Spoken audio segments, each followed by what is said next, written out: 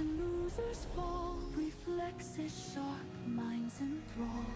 Gamers play, this never ends. SSL, where legends blend. SSL, we fight tonight. Battles in the storyline. From the shadows to the dream, we are the SOOP StarCraft League. We are the SOOP StarCraft League.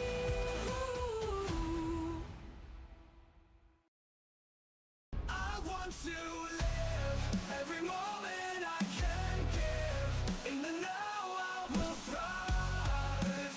I want to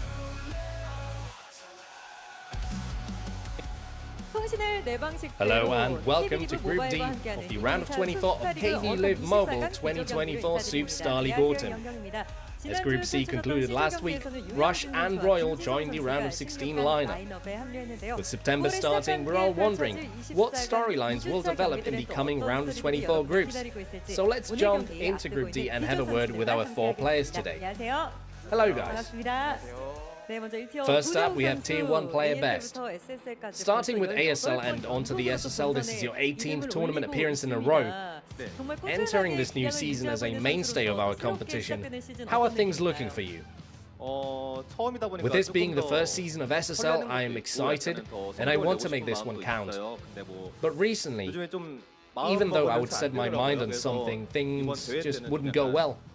This time around, I prepared with a different mindset. You said the day of the qualifiers you hadn't got much sleep and were worried about going into the games not having got much rest, but you advanced not dropping a single game. It looks to me you played better when you haven't slept. What is your condition like today? Did you get enough sleep? Today I'm so-and-so, right in the middle. Understood. Well, let's turn to speed now. Hi. You've made 2 seasons back-to-back, and it's your 3rd season all in all. How are you feeling? Last time I didn't qualify because I did well, but because someone else basically let me advance. This time though, it was based off of my skill. I think I'll have something to show. You keep trying to get into the tournament proper, but so far, you haven't scored a single win yet. Do you think you could not only get your first win today, but also advance? I played some at the studio today and my hands are working well, so maybe I could get 1 win. Speed seems to be in good shape. It's time to talk to Action now. Hi. Action, you've been qualifying for the tournament time and time again, but this time around you said you had struggled a bit in the qualifiers for the first time. You made it in on day 2, but what was it like? Was it difficult? I was struggling a bit at the time, and so the qualifiers were tough. But I fixed my schedule and practiced since, so things have got back to normal. Now, barring the seeded players so far, we've only had Protoss and Terran players advance to the round of 16 with no Zergs making it through. As a Zerg player yourself, are you feeling a sense of responsibility now? Personally, it's good that Zergs have been getting knocked out, I don't mind that. I think the maps are a little tricky. Are you optimistic about your chances today though? For starters, I just decided to engage with confidence today. I just need to look out for C. Let's talk to C then, who Action is wary of. Hi. ASL Season 16, 17 and now SSL Autumn. This is your 3rd tournament in a row. How are you? Well, last time I hadn't prepared much and I think I got lucky in qualifying. This time around I feel I've played a lot of games. I think I have a chance today, so that's why I've come prepared. You say you are certain you've prepared sufficiently, but seeing how you've not managed to show what you've got in the tournament proper, there are fans who feel disappointed. Do you think you can show a tournament-worthy C today? What is certain is that today is when I've put in the most practice. So, Season 6 was the last time you made the round of 16. In 2018. In 2018? Yes. 가능할까요 오늘? 정말 Do you think it's possible, the round of 16 again after a while? I've come prepared to take down Action, whatever comes. This match against Action is very important today. We'll see what build C pulls out to take down Zerg at all costs. A match between Best and C is something people are looking forward to in today's group. Do you perhaps remember the last time you two played Best? I think it was in ASL Season 2. That is correct. Season 2, round of 4, a full set of games, and who won? What, you think I don't remember? Correct again. After a full set, C came out victorious. It has been such a long time since that Season 2. And since then, you two have taken completely different paths. If you were to meet again today, who do you think would win? Best? If I lose that, that's a... No, for the last 10 years, that game has been haunting me. If we do end up meeting today and I lose, that cannot happen. Now see, if you happen to be Best again today, for how many years do you think this memory will stay in your head? Oh, that's not what it's about. It was just, I made such an impact back then. I don't know, maybe a year? So you think you can beat him then? I prepared a lot, but he plays really well. I don't think it would be easy. I can't wait to see if this match comes to fruition then. Another potential match we should be on the lookout for is Action versus Best. Now, your ZVP is unfortunately a matchup that you struggle in a bit, Action. For a Zerg to make it into the round of 16, a ZVP might be required. You might need to have a good showing against Best. What do you think, Action? A ZVP?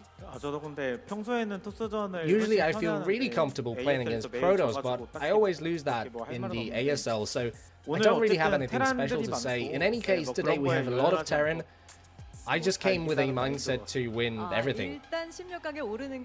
Above all, advancing to the round of 16 seems to be Action's utmost priority. Let's talk a bit more to speed. Do you remember the first time you qualified, back in Season 11? I do. And your group was almost like it is today. You had Best, Action, and in place of C there was JYJ. I remember, yes. Looking back at that group, today is a chance for you to make an impact on this group. That was the first time I had qualified, and I ended up losing in a foolish way. Today I'd like to have a different showing. If there's something that has improved in your play since then, what would you say that is? Back then I could only play well for 10 minutes, now I would say maybe 15. Oh, curious to see how this extra 5 minutes will end up affecting your chances. Well, that does it for the interview with our Group D players. Let's close things out with some final remarks. Action? Today? Above all, I'll make sure to advance. Good. Best? I'll advance today and do well in this first season. Looking forward to it. Speed? I'll start by getting my first win today. Alright, see? A lot of people have given me their support today. People close to me. So please praise me if I do well, and if I don't, then give me your worst. The support C is receiving serves as his motivation today. Looking forward to great games from you guys. Thanks for the interview. You're waiting for the start of Group D of the round of 24 here at KB Live Mobile 2024 SSL Autumn.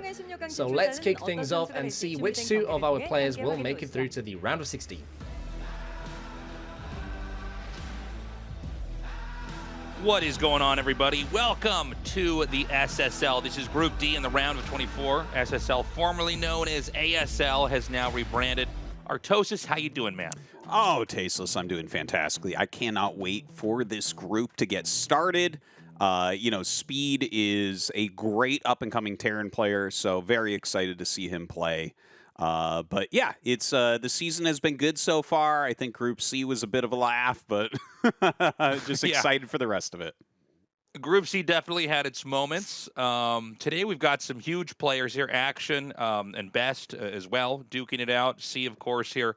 I think it's one of these groups where probably it's going to be Action and Best advancing, but let's see. We could have some upsets for sure. I would be pretty shocked if Action and Best don't get out. They are both like round of 8 Yeah. players for sure. Speed is very good, though, and in best of ones, he could definitely upset. If C gets out of here, now that's the big surprise. I think he's definitely one of the weaker players as far as form, but he's got a lot of experience, so maybe that can bring him through. Yeah, you know, it's never a guarantee with best of ones, right? I mean, this is a pretty rough part of the tournament, is the best of one group stage. But, you know, Best in Action, they've been pretty consistently top tier. C, I should remind everybody, because I know we have a lot of people that haven't watched StarCraft just for the 25 years of its existence, but C was at times one of the best Terran players in the world. Absolutely. I think he's much weaker now. Yeah.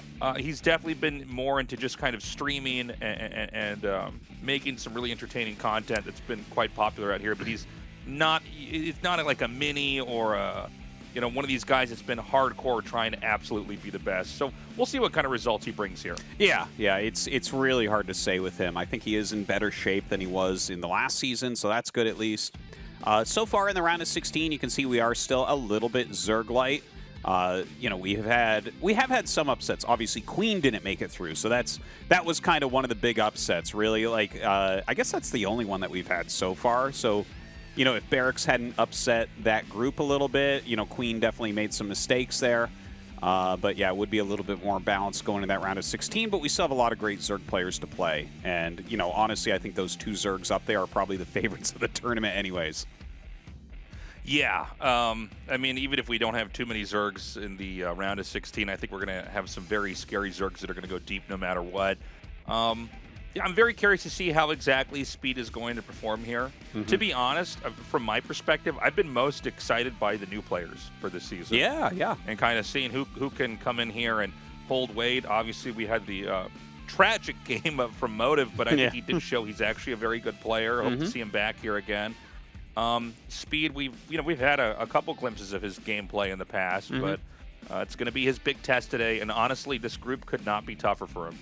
It's a very tough one. To have to open up against Best, who is one of the best Protoss vs. Terran players out there, is a very rough circumstance. You guys might remember from last season the crazy Reaver game from Snow where the Terran opened really well and then Snow literally won with 1 Reaver. That was against Speed. But Speed is... He is a sick grinder. I think he's probably played probably the most games out of everyone in ASL this season in preparation for this season. The guy is online 24 hours a day, Tasteless. It is insane how many games this guy's put in. He plays his own style. You know, he takes hundreds of MMR off of me per month, and he is he's a very strong Terran player. So I'm excited to see if he can maybe wiggle his way into that top 16, because I think he's like a player. Like I think he's similar to Barracks in a lot of ways, where I'm like, yeah, this guy I think is going to become regular, right? Like I think he's going to replace one of these guys that's not training as hard as him. Yeah, I 100% agree. Looking at Best, this is a guy. I mean, I lost count of how long we've been, speculating about. Will this be the season he finally wins? I know. Has probably been one of the most consistent players in qualifying, and bringing out great games. Seems to be at times the best player in the world in some of these online matches. Is not able to be that consistent here in the biggest and most important match of all, which is the one that the tournament that he's playing in right now. Yeah, it's kind of sad, because it seems like he fails under pressure like a little bit or something, because he's been like, he probably has the longest reign as a top 3 player of the race of anyone in the world. Like I feel like he's been top 3 to 4 Protoss in the world since, correct me if I'm wrong, Taste, was probably 2007. You're probably right. Like literally nonstop that entire time. Ever since moving to Korea in 2008, I mean, yeah, I was always watching his games. It was really exciting to see what he would try to do, and the fact that he's been so consistent, but also kind of surprising to see that he has never managed to go all the way, you know, for how long he's been here. Yeah.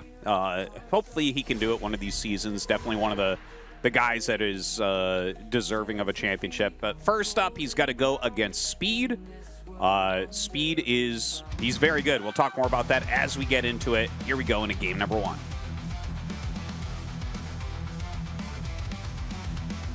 We are magic in the air. We are love, we are care. We are here for the ride. Join the fun side by side.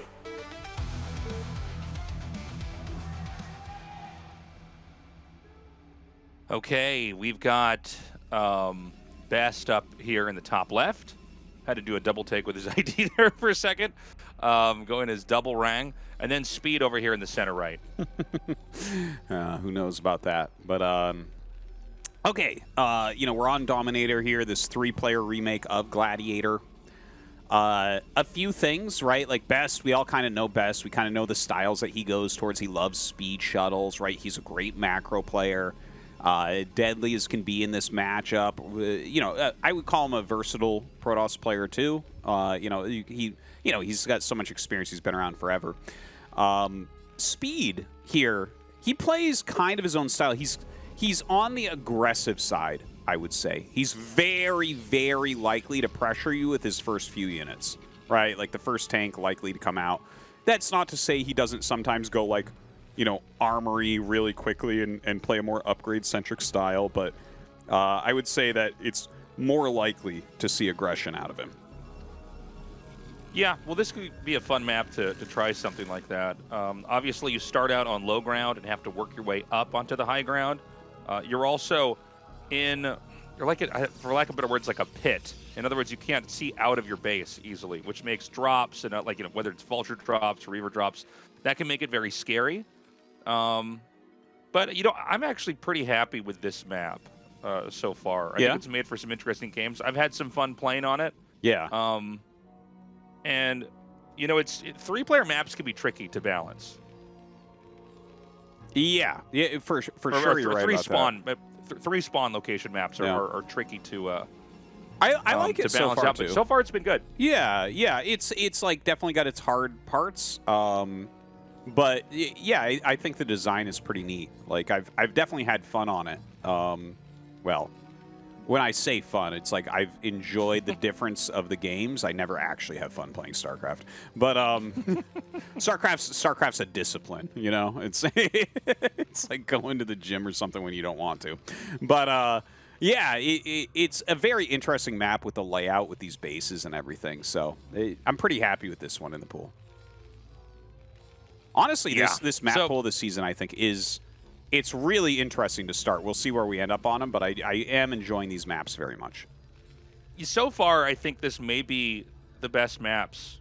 Yeah. I know I've said that 1 or 2 seasons before, but I would say that this season even beats those seasons. I feel like they just came out with a lot of good ideas. Mm-hmm. I am okay with having 1 or 2 just kind of insane maps, but I feel like the maps that they brought here today are going to move things forward a little bit more. I think so. I got to tell you, that Minstrel map, I'm having the most insane games on that map. That map is the tasteless. You haven't seen anything still. You've TVT'd on that map. Holy shit. Like, trying to hold a base on Minstrel is something else.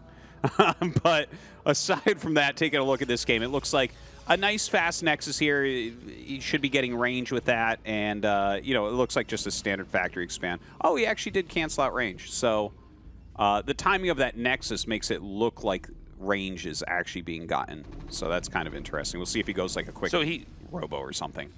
Yeah, I was going to say that's an interesting time to remove the range. But, yeah, let's see. I mean, if it's not range, then it must be a robo or maybe even DT. I have seen this. I don't like it. And there's not many builds that I really don't like, but I've always been perplexed by players that would go expand into DT. Because it just feels so unsafe, and I guess it is truly and super cheesy, but maybe that's what he wants to go for. But this SEV is going to scout him, and so I guess he's just going to have later Dragoon range and not have any kind of fancy tech at all. And over on the side here of Speed, oh my god, he's going to get a Voltron. Are you kidding me? This is awesome. This is so good for Speed. All right, so 1 kill. This is 2. This is wild because you really can't let the Vulture in. Like, that's basically one of the first rules you learn when you expand like this as Protoss. Yeah. You always have one Dragoon blocking the ramp. Now, there's always this mini game going on where the Protoss is trying to figure out, like, how many corners can I cut here? Can I, you know, make a Nexus, get my range later, or get a Robo out, make less Dragoons? And, you know, in a lot of these openers, you'll try experimenting with that, and it'll backfire and you'll lose. But the most basic early game tactic that Terran has is to send the first Vulture into the main. It's almost like a skill check. Yeah, absolutely. It almost never gets in. You do this on, I do this on ladder like every single day, like 10 times, and my Vulture gets in every other day, one time maybe. So it just, people normally block that. The fact that his SCV was still alive and being chased is a big part of the reason why that got in, but to get the 2 probe kills, oh god, look at this. Robo and Citadel. So this is late because he had the SCV and Vulture in there, but this is going to be a Dark Templar drop from Best. So the DT drop, it can be really strong, but if it backfires, like, or if it doesn't get anything done, you're so behind. But I think it's a smart move. I think going for DT can be very strong. It is going to feel weirdly late. Yeah. But, you know, when it comes to DT drops, the truth is that if you're ready, you're fine. I mean, that's the general rule with DTs. It's not, it's, you know, the thing about a Reaver, as an example, is it's, like, you look at what Snow can do with a Reaver, and he can do stuff that nobody else can. You can't really do that with a Dark Templar, right? Yeah. If you have mines and turrets down here and tanks are placed in the right spot, you shouldn't be punished. But if a Terran gets greedy here, this can be devastating. Yeah, yeah. Like, if you don't have the detection in your main base, you can just lose the game. And if the detection's not in the right places, you can take a lot of damage, which sometimes you can come back, sometimes you can't. But his turret placement is perfect. His mines are perfect. Like this, the DT drop doesn't look like it will be able to do very much here. Like this is all very good placements, very good mines. The build from speed is really super strong. It's very on meta the way that he's played this with like mines and speed quickly, light on tanks. He's got the missile turrets. Look, he's got the tank in there. What he's waiting for here, this is an anti-Reaver setup, just to be clear. Like those are the places that you normally drop Reavers. Like that's the range of a Reaver. That's why you put those mines there. But it's going to work very similarly against DTs, right? Like the DTs might drop out closer. They might drop out further. But the mines are going to be a problem. So is he going to try to just kamikaze it? He's going to drop the 2 DTs out here. It looks like he's going to go for the depot, which is fine. I don't know if he can get that one below it. I think he can kill 2 depots here. I'm pretty sure that he'll get 2. But that should be it because the turret's going to finish. And he should be able to also save the DTs. Like, I don't think he has to lose these DTs. Like, Best is going... Dude, he's going hard. Oh, my God. Wait, no, you can't see that? No. What? Tasteless. Excuse me, I choked on my water. I can't believe that the turret can't see that. I can't believe the turret can't see that. There's no, I mean, I guess if the siege tank's not firing, it can't see that. What? That's crazy. I'm not looking forward to the ladder tonight, Tasteless. This is making me rather unhappy seeing this. Right, I can't believe that didn't have vision to there. That I was literally in my head. I was watching the shuttle go by, and I was thinking, can the turret hit that shuttle? It seems like it might be in range. Oh my God, he gets these vultures in. Oh man, this is actually doing more damage than the DTs. Like he's definitely taken some damage from the DTs, but getting this full scout, seeing exactly what's going on, killing this many probes, huge play here from Speed. Dude, what? What? Okay. I mean, he lost a factory? Dude, he God, he had to have. factory. Yeah, look, there's rubble. Oh my God. What a weird game. This is a very sloppy game on both sides. Vultures getting in over and over again. I mean, that's kind of the most important thing you can't let happen in PvT is Vultures getting to your base. It's why, having pylon walls and all this, it's something that the ramp is so important. At the same time, man, DT's killing a factory that could have just lifted off. Terran buildings this is just wild. Yeah. Yeah, definitely some mistakes made here. Obviously, he was focusing really heavily on you know, microing his vultures and getting in there and getting that damage. So that's why he lost that. But that's a pretty rough loss, honestly. Losing a factory there, like his supply is cut way down from what it should be, right? That's like 3 vultures of production that he's going to miss out on it, you know? So painful. He is remaking. He is getting that 3rd base up and going. Meanwhile, Best going into Fast Arbiter, taking his 3rd base at that mineral only. And, I mean, I think the game is just going to kind of normalize here. Who would you say got the better end of the early game, though? Just looking at the position, it kind of looked like Speed to me for a minute, but looking at the position we're in right now, I think that Best got a better deal. No, I think Best is better off overall here. He did set up for Arbiter Tech off 2 bases, so he got his gates up, and now then you double expand after this, which is the phase of the build order we're in right now. Generally, if you go DT drop, I think it's always the best move to go for Arbiter because you already have the tech. Yeah, and you're kind of on 2 bases organically, so it feels like it's probably the best way to approach it. Yeah, I think you're very right. Like, some people go Psystorm real quick after it because they already have Shuttle plus Templar Tech, and that's okay, but I would agree that the Arbiter is better, especially on this map. Dominator is very good for Arbiters. You know, you have that kind of low ground main with the wall around it. It's very hard to spot things coming in. It's very cramped, especially this main, where if they recall in the back, it's actually really hard when you have all your buildings up to get army back there to clear it. Really hard. So I think recall is going to be much stronger here than stasis. Yeah, and then we'll have to see, you know, is he going to stay on Arbiter's Best? Out of all the Protosses that I've seen, does seem to be very comfortable going for Carrier after Arbiter. Which right. I really like. I find it really hard against top, like, world-class Terrans to just stay Arbiter the whole game. Like, people are just so good with EMPs. You know, the Arbiter is, even though it's a beefy unit, it can power through turrets. Like, an EMP hits you, now the Arbiter is useless for a really long period of time. By the way, we've got a drop coming in here. Looks like the probes might actually box us in and get the kill. Yeah, Speed is getting more vulture harassment done than we normally see from anyone. This is like some sharp level harassment. Look at that, too. A siege tank drop over here. Really being creative with where he's getting damage. Now, obviously, this doesn't get like that much. He gets like a few probes, and a bigger part of it, I almost feel like, is just kind of keeping Best back and seeing exactly what he has.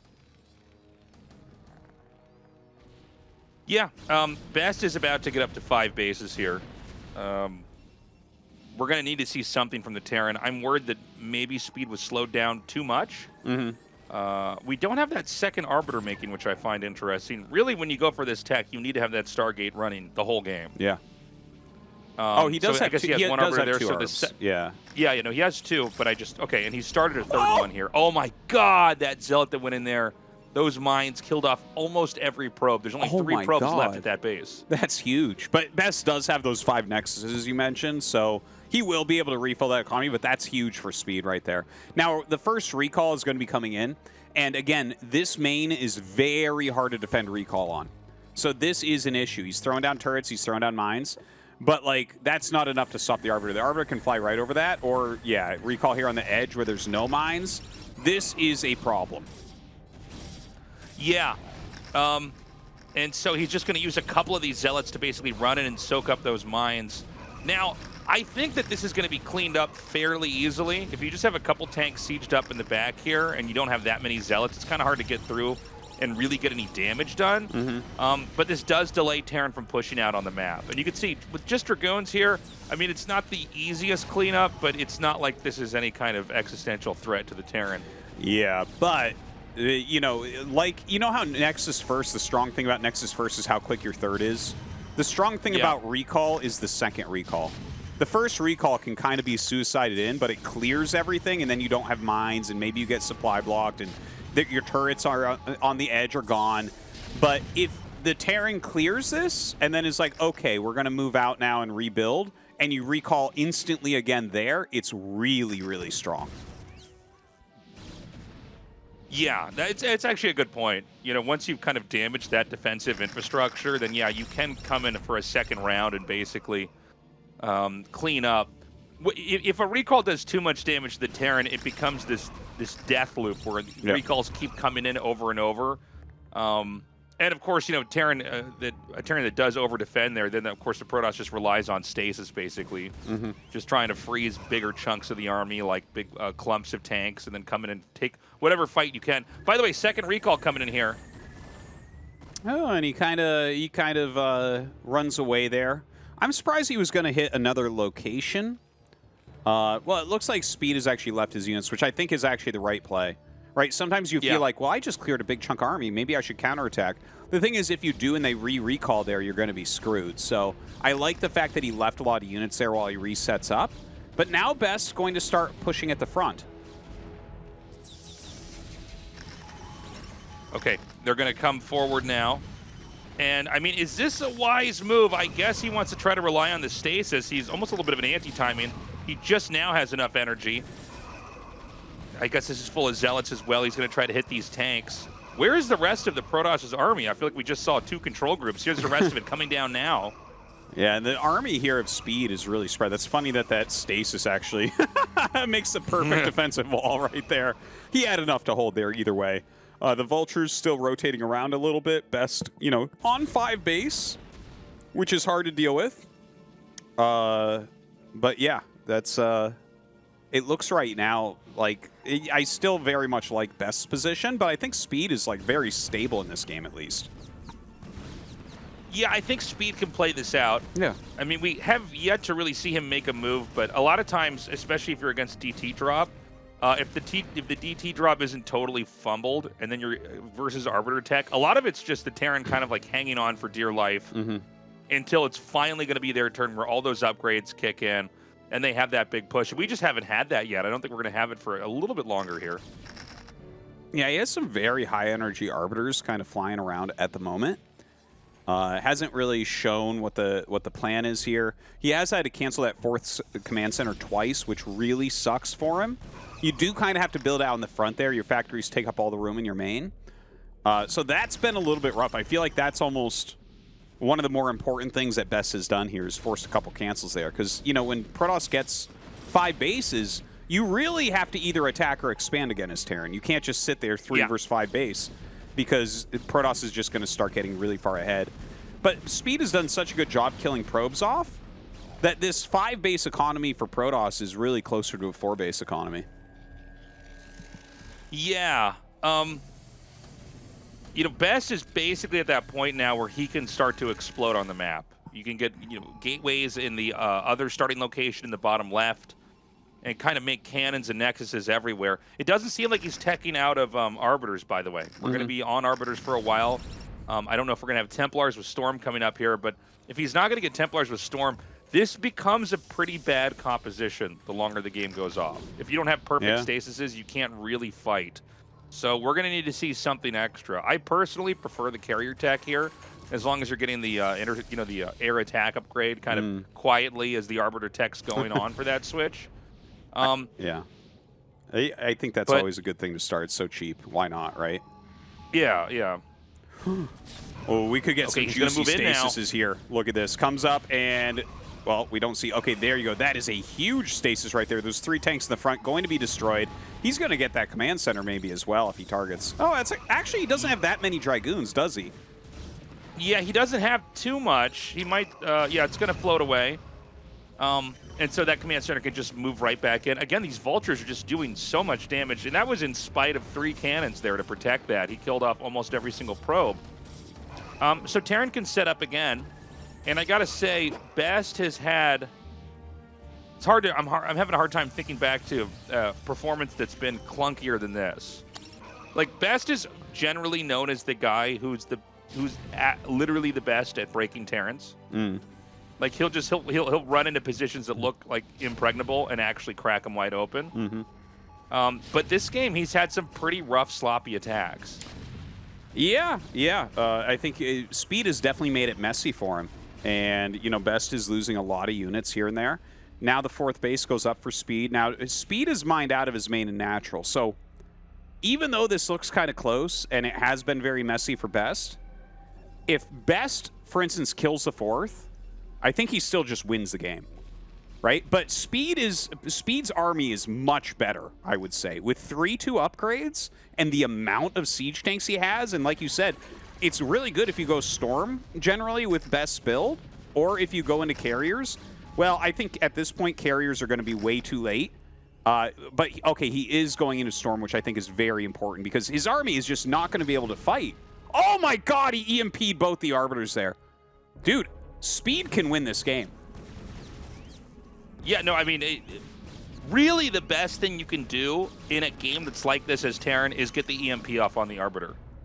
I know Stasis is only 100 energy, but that's a long time for the Protoss to regen that. And when you don't have Stasis, the Arbiters, I mean, they're basically useless. I mean, yes, they cloak units, but a good Terran's going to scan, assuming that you're on top of scans and you've got a Science Vessel.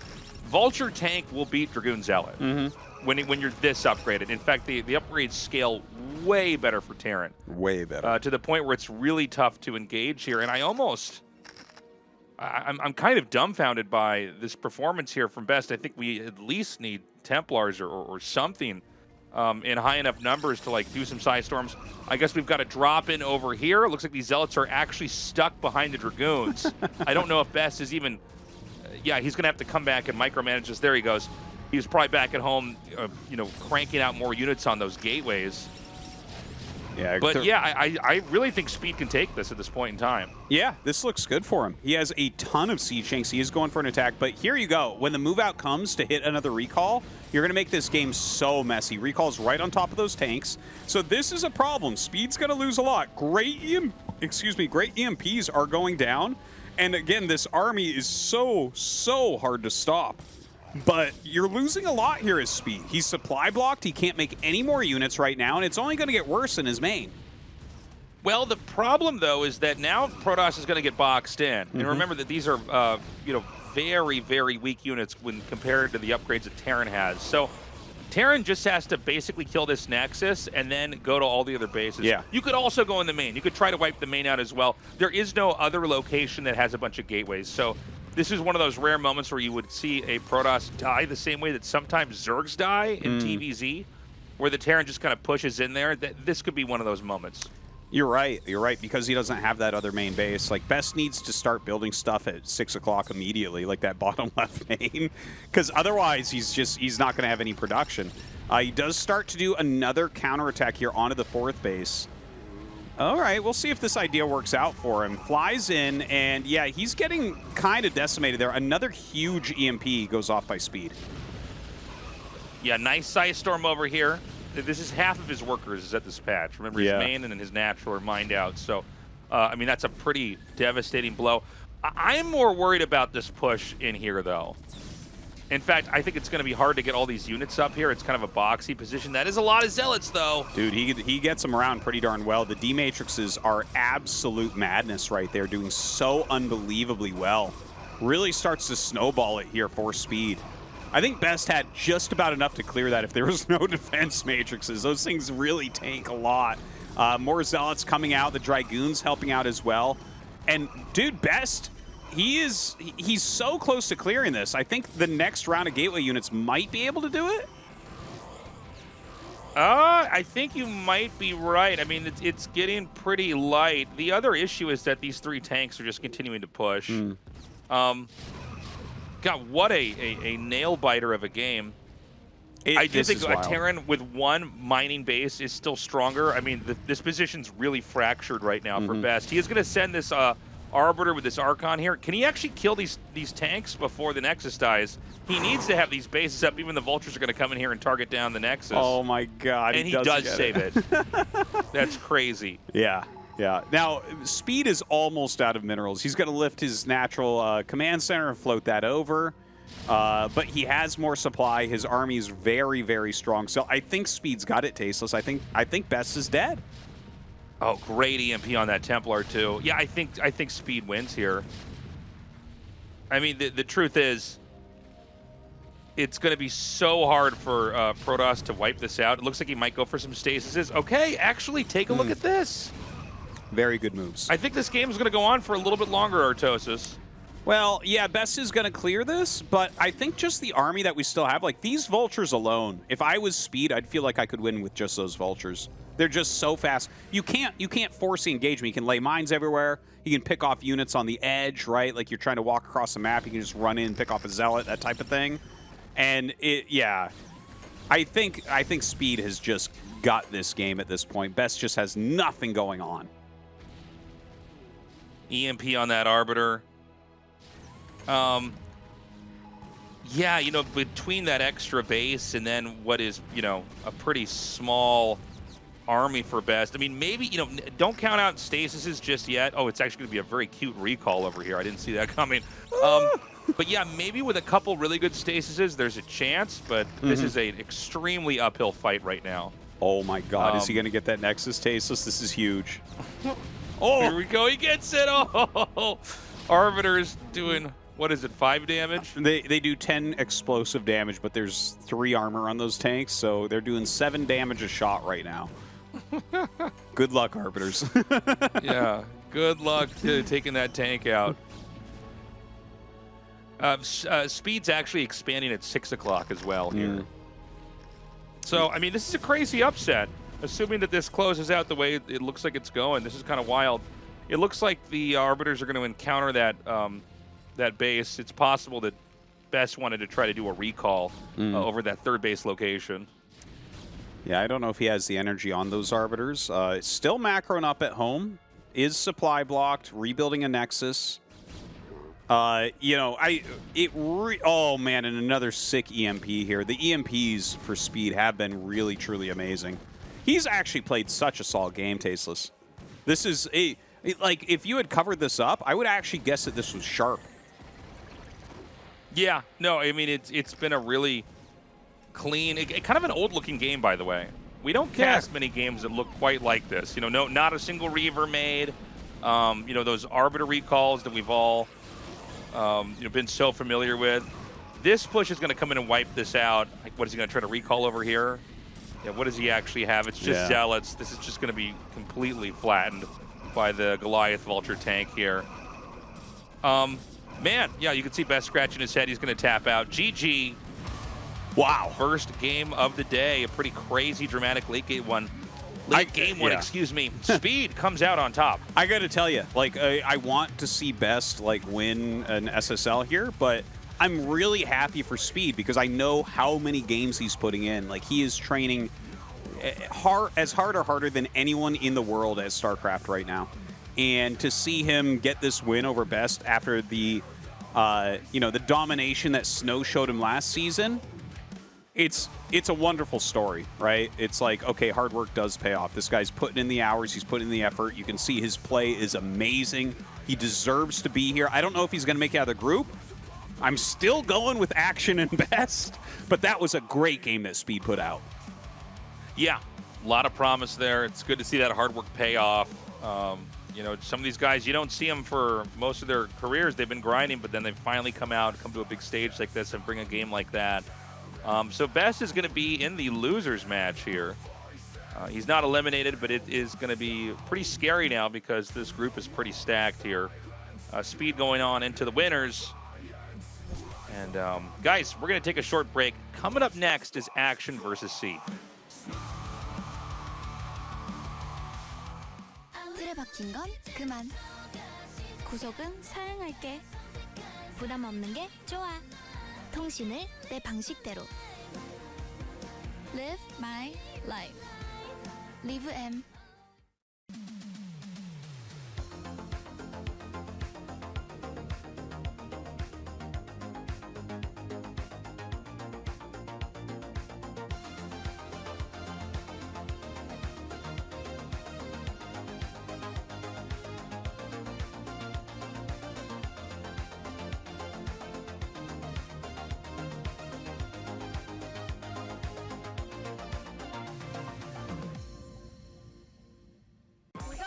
코디를 해왔거든? 야, 거기 들어가면 왕과 왕비 볼 수 있냐? 여기 선전능이야! 바지 길지, 걔. 나와주세요. 둘 중에 골라야 된다며. 굳이 이뻐야 한다면. 이재룡 대 광민 숨막히는 경기가 계속되고 있습니다. 막아내면요, 막아내면 됩니다. 루시네이션. 뭐야?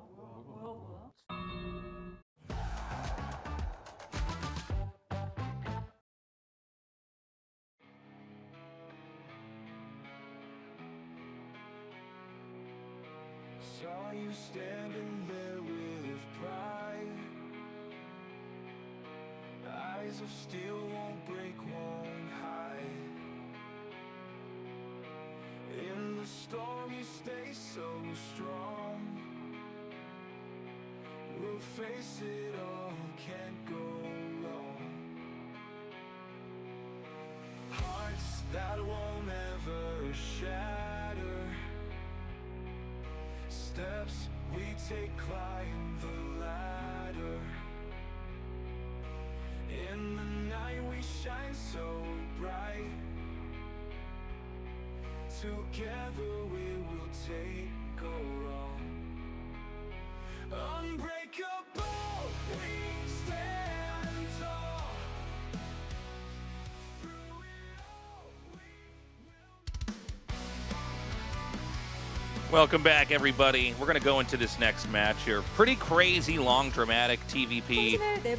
We've all seen so many times before. Late game arbiters, but you know, at the end, Best really not able to deal with Speed. Speed was taking a beating for like most of the game. Yeah. But ultimately, he comes out with the better upgraded units. Upgraded mech units are better than upgraded Tier 1 Protoss units. It's why you need Psystorm. It's why you need to have the Stasises. But of course, if you get a good EMP off, and this really is the Achilles heel of the Arbiter tech, is if you get the EMPs onto the Arbiters, suddenly you are so screwed as Protoss. Yeah, yeah, that was definitely good. Also, the harassment from Speed was very, very strong.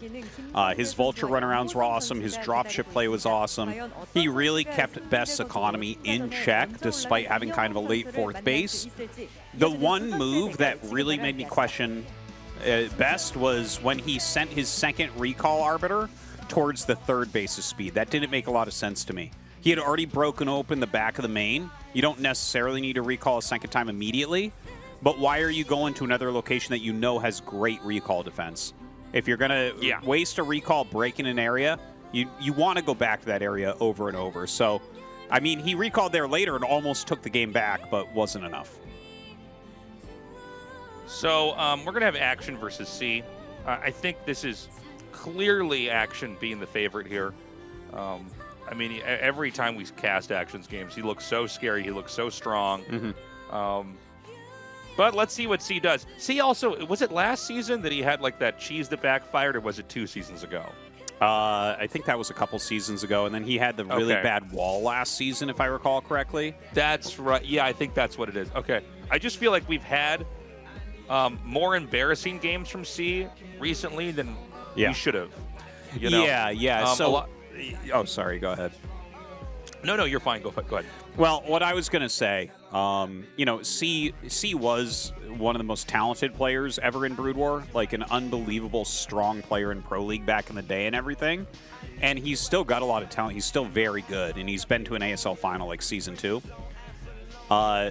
Honestly, like I always go over the qualifiers before each season. He gets the easy bracket in the qualifiers, man. I'm not going to sugarcoat this. He gets the easy bracket. He has a lot of fans. Okay, I get it.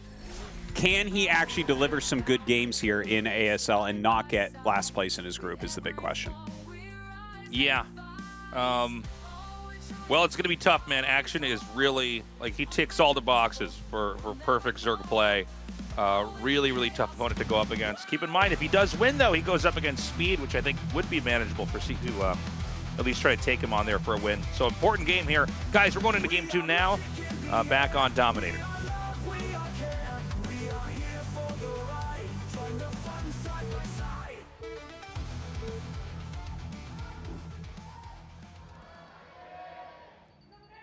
All right, we've got Action in the top left. We have C in the bottom left on our 3-player map. Before we get into this game, guys, we always do 2 plugs per show here, and this is going to be the first one. Please consider supporting us at patreon.com/ASL English. I love StarCraft. I mean, truly, this game has changed my life. I'm sure it's changed your life. We're all still here watching the best game. No one seems to be able to top this. We want to keep the history of this game and the stories behind the players and all these great matches alive in the English language forever. Yeah, thank you very much, guys. It is greatly appreciated. Hope that you're enjoying the season And I know that we are, and will continue to do so. Yeah. So, yeah, I mean, C is such a talent. I have actually checked out some of his ladder games, and he is playing well. He does look pretty good. And there were moments that looked very good, like that Terran vs. Terran he played on Retro last season was actually kind of cool. He got way too greedy with it, but, like, it was some good ideas. The guy is absolutely talented, but the thing is he's kind of like Rain. Like, I would definitely put Rain steps above him, but, like, this really talented guy, but he's just too popular, and so doesn't grind StarCraft all day, right? He does, like, a lot of variety streaming similar to Rain. You know, practices when ASL comes around, but isn't full-time like the other guys. You know, the other guys are, like, literally just playing StarCraft all day. So we'll see what he's able to do here, but, like, there isn't a question in my world that Action is heavily favored. Yeah, I agree. Yeah, you know, we've had the opportunity to hang out with some pros, and I can't remember if you were there for this, Tastosis. This was, like, so long ago. This was, like, 15 years ago. Yeah. But I had Soju with C. Oh, yeah. And a couple other people from Team Liquid. Yeah, I was there. Yeah, and he's just a funny guy. Yeah. He's got a lot of charisma. He's very witty. And I didn't speak any Korean back then, but, like, you could tell when people were explaining to me what he's saying, I was like, oh, this guy's hilarious. So it's not shocking to me that he's now a huge variety streamer in the country. But, you know, I think because of that, you're not as focused on just grinding like, you know, you would see from, like, Bisu or these other guys who are basically, you know, 100% StarCraft. Yeah. Yeah, it is definitely a different amount of effort. I think he does a decent amount of IRL streams. Is that correct? For sure. Yeah. Okay. I don't really watch his stuff, but he's super popular. So, you know, that's that happens. If you get too popular, it's on streaming. You're not going to play as much likely. But that's okay. We'll see what his games look like here. I think obviously his opener here is good. You know, a tight wall with a fast gas and a fast command center. You know, it looks to me like he'll probably run up to Factory and maybe, like, Valkyrie or something really quickly. And I think that that's an excellent choice for this spawn as well. It's this spawn is very hard to stop mutas at. Yeah, it feels like you could really get abused by mutas here. The SCV is going to come up. It's immediately going to be spotted by those two lings. This is one of the brutal parts about Terran is, oh my God, he's not even going to let him inside the main. That's insane that he did that with the two lings. That's so good. I was going to say, you know, it's rough for the SCV because it doesn't heal on its own. So any hit it takes when it's out on the map is permanent. It's why, like, if you go buy an SCV with a drone or a probe on the map, it's always worth it just to try to even hit it once as you move past each other. Because that damage is never going to be recovered unless it goes home and repairs. Yeah, which is unbelievably rare. So the Spire gets started. Yeah, he didn't get a scout, but when you don't get a scout like that, you just assume that it's Mutalisk, right? You got to take a risk somewhere here. You can't hedge against everything or you're going to be too weak. So he's going double Factory. Now, this is most likely the Goliath build, but the last time we said that, we did see Wiko1127, a.k.a. Noel, against Queen, go for a 2-Factory Speed Vulture into drop, which was a very cool play, and I've seen that build a little bit more often. But yeah, it looks here like it is going to very likely... Yeah, there it is. Goliath build. So this is one of the easiest things to do. We always talked about this, Tasteless, that if I was ever going to teach you some Terran, this would be your TVZ build. No, I would love to just... I feel like this is a build you could show to almost anybody, and the decision tree is not that complex. Like, you kind of just do your thing. Granted, you know, you're not learning how to use bio when you're doing the Goliath build, but now here's a question. Why are we seeing this on this map more and more? Well, honestly, Tasteless, SK Terran is so hard to do and Action is so good against it, and the Goliath build is so easy to do. It is by far the easiest build that Terran has other than, like, Center Barracks. So I actually think it's a good choice, right? If you're not going to be as good a practice, this gives you a chance. You could win with this. I don't think that Action's going to fall to it, but, like, this is legitimate. Like, you make a lot of Goliaths, and like you said, the decision tree is not that large. You just keep making Goliaths. You get up to 5 factories. You look for a timing. And then you go. Those mutas are going to come out now. Excuse me. Those mutas are going to come out and try to get any damage done here. Again, you don't have the same perils that you have when you're going bio versus muta. Like, Goliaths are pretty good. They're pretty microable. You know, it makes it so the mutas can't eke out all the extra damage they normally can get away with. And then from the Zerg's perspective, and look, I played a lot of Zerg and a lot of Terran, like, pre-StarCraft 2. Like, I guess everybody who's played for this long has sort of played a whole bunch of the other races. I felt like I never got a handle on mech from Terran and being Zerg and trying to deal with mech. Like, I've seen games where people keep making Mutalisks and they beat the Goliaths straight up. And then I've seen games where people go for a bunch of Hydralisks, or they go for Dark Swarm. Can you give me some insight onto this Tastosis? Yeah. So if you make mutas nonstop and they actually walk out with their Goliaths and you kill them, that's a game win, right? So, but if they realize that you're doing this, which is a little bit hard to do, it's a little bit hard to get scouting intel with these types of builds because you don't really get Academy quickly or anything like that. You can't get scouts on the map. But if they go nonstop mutas and you don't walk out, then eventually you outscale the mutas, right? So, like, eventually you'll have enough that the mutas will not be very effective. So it's kind of this balance of, like, do you think they're going to walk out? Do you think you can have a great engagement with pure muta? Or should you try to go into Hydra? Because if you're trying to go into Hydra, timing attacks start to open up a little bit for Terran, where it's like, okay, there, you know, I might have this moment during the transition where you're not quite able to do it. And then, like, the one thing to note is that if it gets into a really big macro game, queens are where it goes. Like, queens are why we don't see mech regularly. If the queens with Broodling didn't exist, the matchup might be broken. I'm not even sure. Because, you know, obviously, like, Siege Tank Goliath is such a strong composition. But, yeah, like, queens just kind of disable mech late game. Yeah, it's a good point. You know, if you can get a dozen queens out and suddenly you wipe out a dozen tanks, and you have the opportunity to even do that again. Yeah. By the way, air armor here. I've seen this. This is what I was remembering from my old days. And I did this as Terran. I did this as Zerg. But, like, getting even +2 armor or something versus all the Goliaths, it's kind of funny how much that helps out. Oh, absolutely. You know, the armor upgrades are just fantastic for Zerg all the time, especially if you try to do something silly like Valks with this. Now, the mutas are diving in. He's trying to force something with this +1, and there's enough turrets and enough Goliaths that he actually does get pushed back there. And this Vulture, these couple Vultures actually did a very good job. He's just slipping a few Vultures out here and there for harassment and scouting. And, dude, this is a lot of damage. This is huge. Don't lay mines, just go after drones, my God.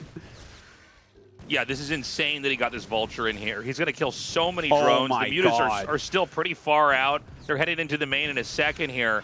But, I mean, this is so many kills. That alone may be enough damage to hobble action to where the actual push-out can win the game.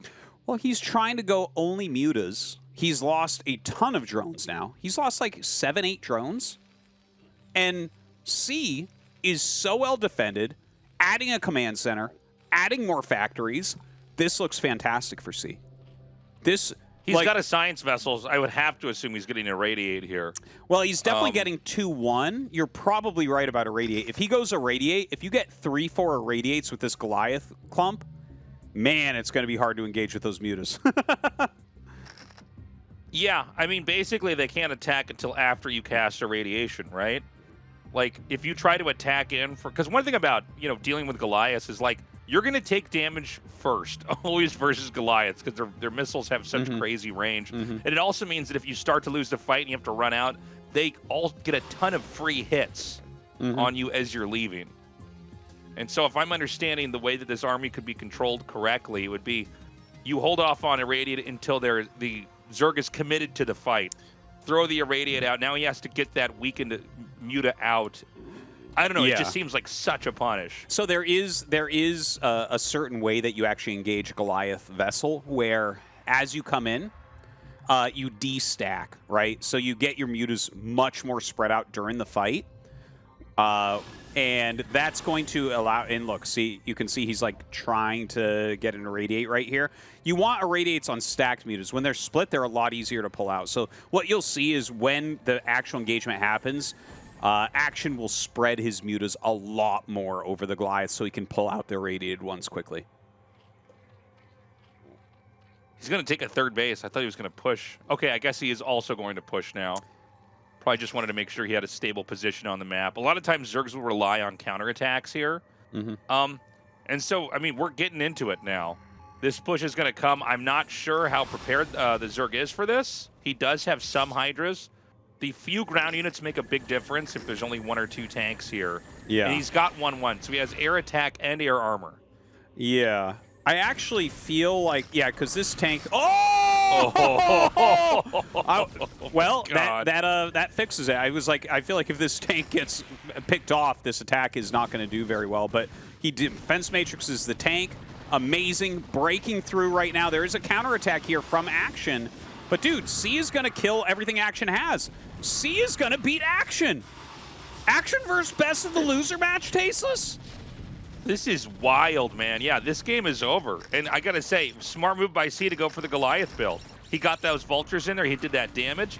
The muta counterattack is pretty scary, but, I mean, all that you have to do at this point in time is push into the Zerg's main. And we're talking about a Zerg that's got 2 hatcheries on some far expansion that, you know, it's just, you're never going to recover. But let's see how this big fight goes. He has 1 Irradiate in the pocket, assuming he got that upgrade. We haven't actually seen Irradiate cast yet.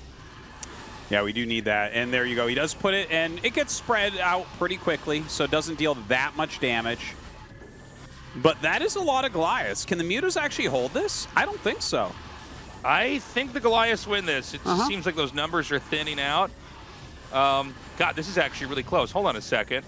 What is this, like maybe 7 Goliaths? Yeah, he does win that. Action sees it before we do, but crazy. Dude. And you know what? I mean, you could look and see. You could feel the relief.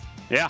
And now he knows, okay, I got a TVT versus speed. That's totally doable. Dude, C might get out of this group first. There is a real possibility. His TVT is very strong right now. I actually saw some games of him playing, even against Flash, and he played very well in TVT. So anything can happen here. If he wins this group, that's going to be huge. That's going to be... I feel like he's going to be the shuttle of this season, where people are like making fun of him, but he's actually playing really well. But Action versus best in the loser match, I can't believe it. I'm in shock, Tasteless. This is crazy. We're in the wrong timeline, Tastosis. This is the TVT winners match timeline. Yeah. Oh my God! This is the right timeline. I gotta get back in the DeLorean. Yeah, I mean, just incredible results so far today. Nothing but upsets. I think this TVT is going to be super close, super interesting. Yeah. And I got to say, like, great job by C. Good build order choice, great vulture harassment. They're showing this because of the defense matrix on the tank. That was an amazing move. But really, I think the game was won with the vulture harassment. He rushed +1 attack, so his vultures would 2-volley a drone, and he just slipped them out and got the drone kills that allowed him to hit this timing attack. This was really an awesome take on the Goliath build. Like, he went 3 factory, went up in upgrades, harassed with vultures, lots of turrets, 3rd command center. I love it. I think he did a great job. I'm going to try this specific version of the Goliath build tonight. It's interesting to see that Action was supply blocked there after the Overlord was killed in the push. A lot of time to not make units here. I mean, basically, by the time he had Overlords that came out so he could produce again, this base was dead. But yeah, I think a very straightforward game.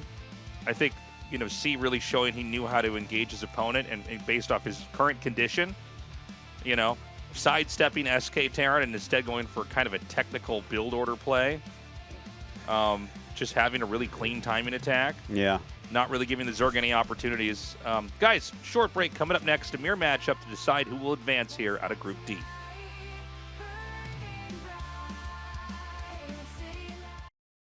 틀에 박힌 건 그만. 구속은 사양할게. 부담 없는 게 좋아. 통신을 내 방식대로. Live my life. 리브 M.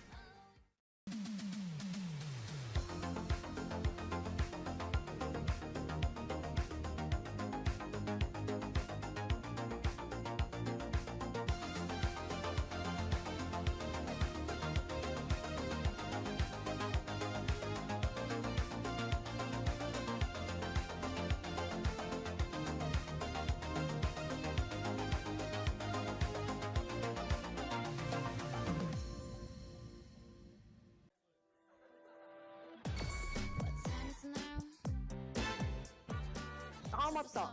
나 내일 소개팅인데. 뭐였지? 아 내가 옷이 이렇게 없었나? 아 이건 너무 회사 가는 것 같고 이거 너무 칙칙하네. 내 퍼스널 컬러랑 안 맞네 이거. 아 입으로 잘못했어. 언니들 도와줘. 연기 잘하죠? 오케이 파이팅! 렛츠고! 가자 효진맘들. 렛츠 give it up. 약간 이렇게 내려서? 아 아니지 네가 섹시를 알아? 오! 이거 예쁘지 않아요? 어때? 아 걔는 왜 이렇게 가슴이 큰 거야? 하면 되겠다. 골랐습니다. 감사합니다. 근데 내가 이길 것 같아. 아니 내 건데. 일단 한번 볼까요? 기가 막히게 코디를 해왔거든? 일단 뭐야? 바지는 리액션 똑바로 해. 카메라 돌잖아. 야 거기 들어가면 왕과 왕비 볼 수 있냐? 여기 선정능이야. 왜 이렇게 바지 길지게. 나 찍은 거 중에 제일 재밌다. 나와주세요. 둘 중에 골라야 된다며. 굳이 이뻐야 한다면. 항상 함께 합니다. 함께 안 한 적이 없어요. 제 인생의 동반자죠. 나름 또 그런 거 있다라는 거에서 뿌듯하게 생각합니다. 그때 그 조연출 님이 참 대단한 일을 하고 계시네요.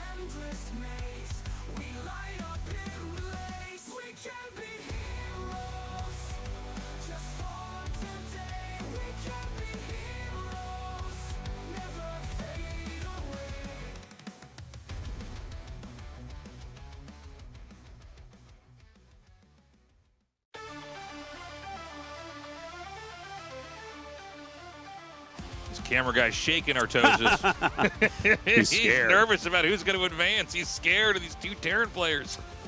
All right. The camera guy's all mom spaghetti trying to zoom in on the Terran logo, man. Oh my God, I'm such a fan. Yeah. Sorry I had too much coffee today, guys. All right. Man, look at the eyes right now of Speed. Well, I guess it's off camera now.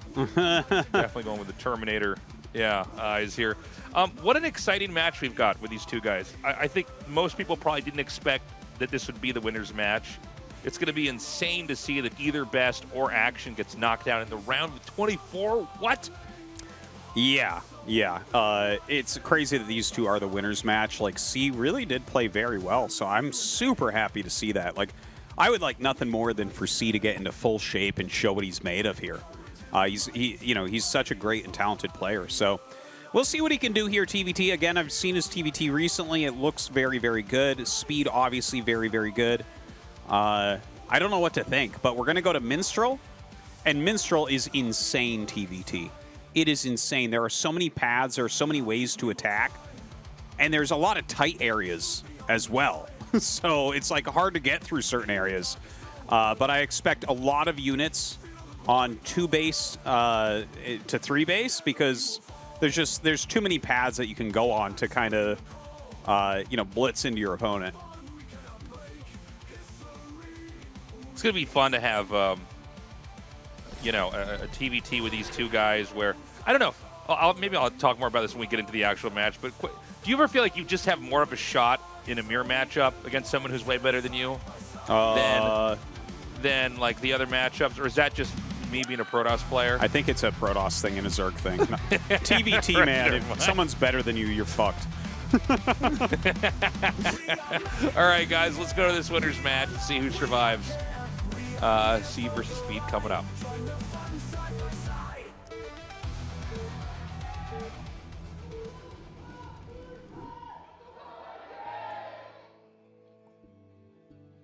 Okay, Speed in the bottom right, C in the top left.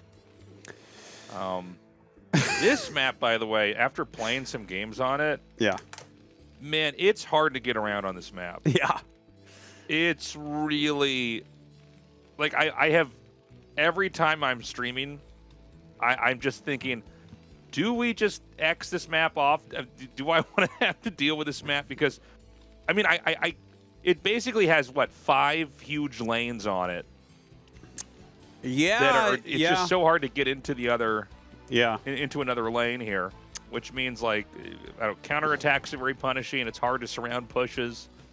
Zerg can just run around with lurkers and seal you off from different parts of the map. It's tricky. Yeah. Vultures just appear everywhere on this map. It's pretty wild. Like, I'm still so getting used to it that I feel like I'm an explorer in a dungeon or something every time I'm playing it. Where like I'm pretty sure I can go this way and do what I want to do, and then I pop out. I'm like, yep, there I am. It's like I went through a wormhole and I'm at my opponent's base suddenly. It's I played for 2 days and only just recently discovered there's expansions in the top right and the bottom left. I had no idea those were there. Oh my god. Okay, I literally played Terror from Peru last night on this map, and we played like a 30-minute TVT, and he had the top right like the whole time, and I couldn't even find my bottom left. I was so confused. I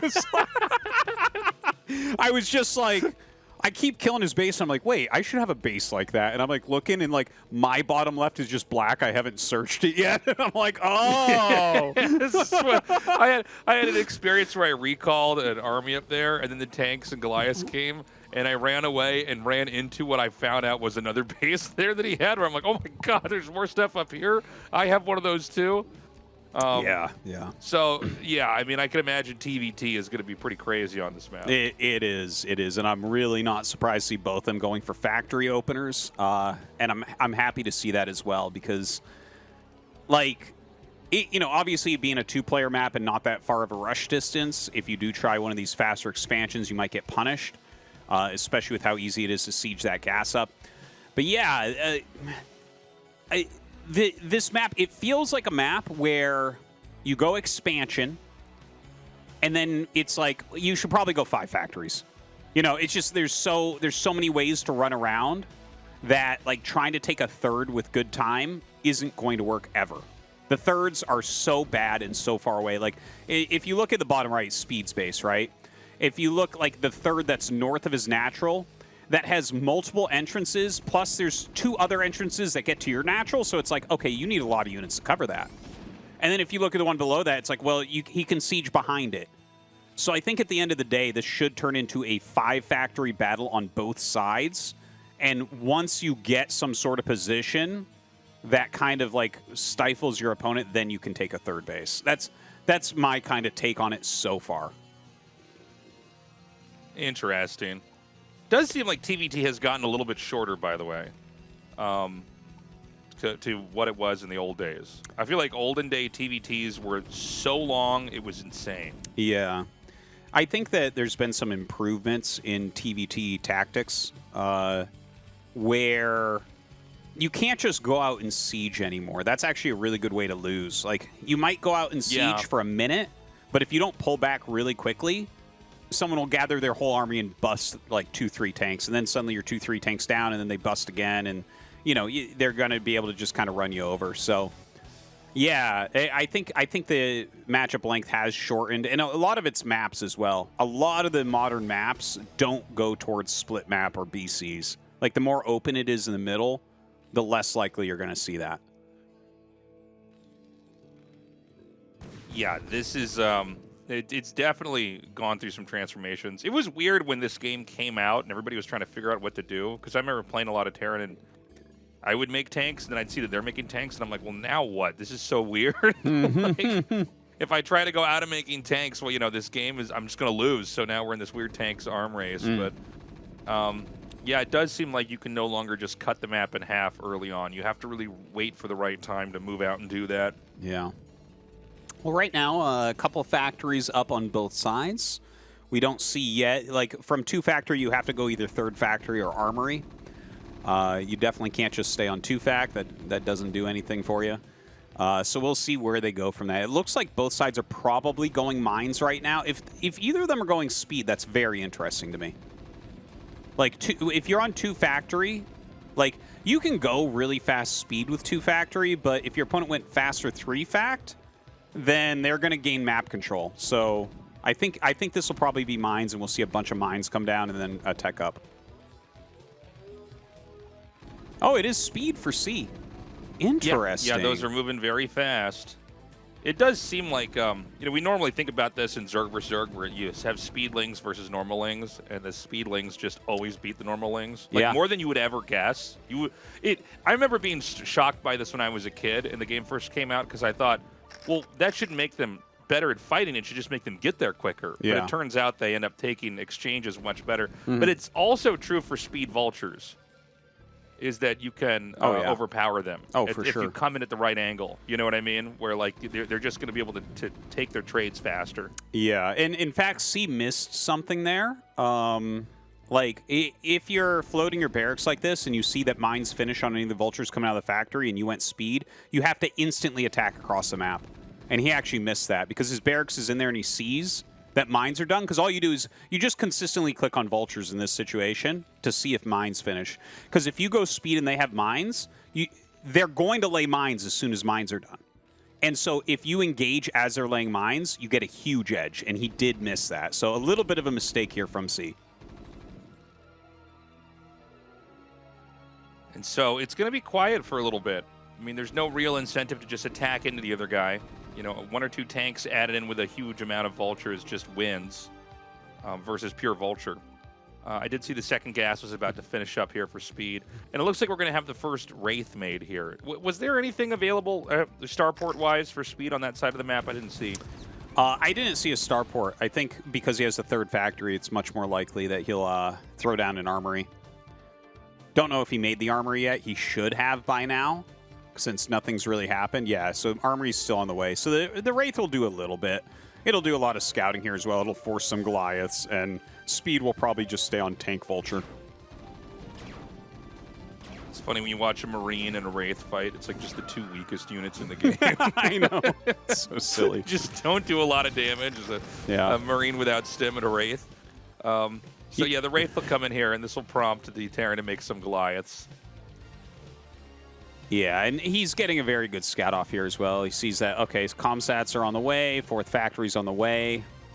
Honestly, Seed's what are you looking for exactly? Like, when you come in there, I mean, don't you just assume it's going to be 5 factory, or is there an element of, like, maybe he's hiding starports? Yeah. It could be anything. Like, if you get a Wraith, that's one of the main things you do is you just go scout everything, and then you can see exactly, you can see how you line up, what his army size is, when his comsats are coming online, does he have a starport? Is he maybe trying to get a fast 3rd command center, although that would be crazy here? You know, so it's just like quality to scout everything out. And, you know, this type of build, it's a very weird build from C, by the way. To go 2 factory speed, just kind of sit there, go into a Wraith, and then just 2 factory siege tank into 4 factory. This is not any sort of normal normal play. So really an interesting build, but he's got a lot of intel. He does have a little bit of map control, but that map control on the bridge is not that important. You can see there's a million vultures coming around the map. Yeah, those vultures are going to come around, and he's going to have gone through where the third base would be. I don't think there's anything here to defend. Yeah. This is so many vultures. Now, if he just surrounds the tank with some mines, he can do some serious damage.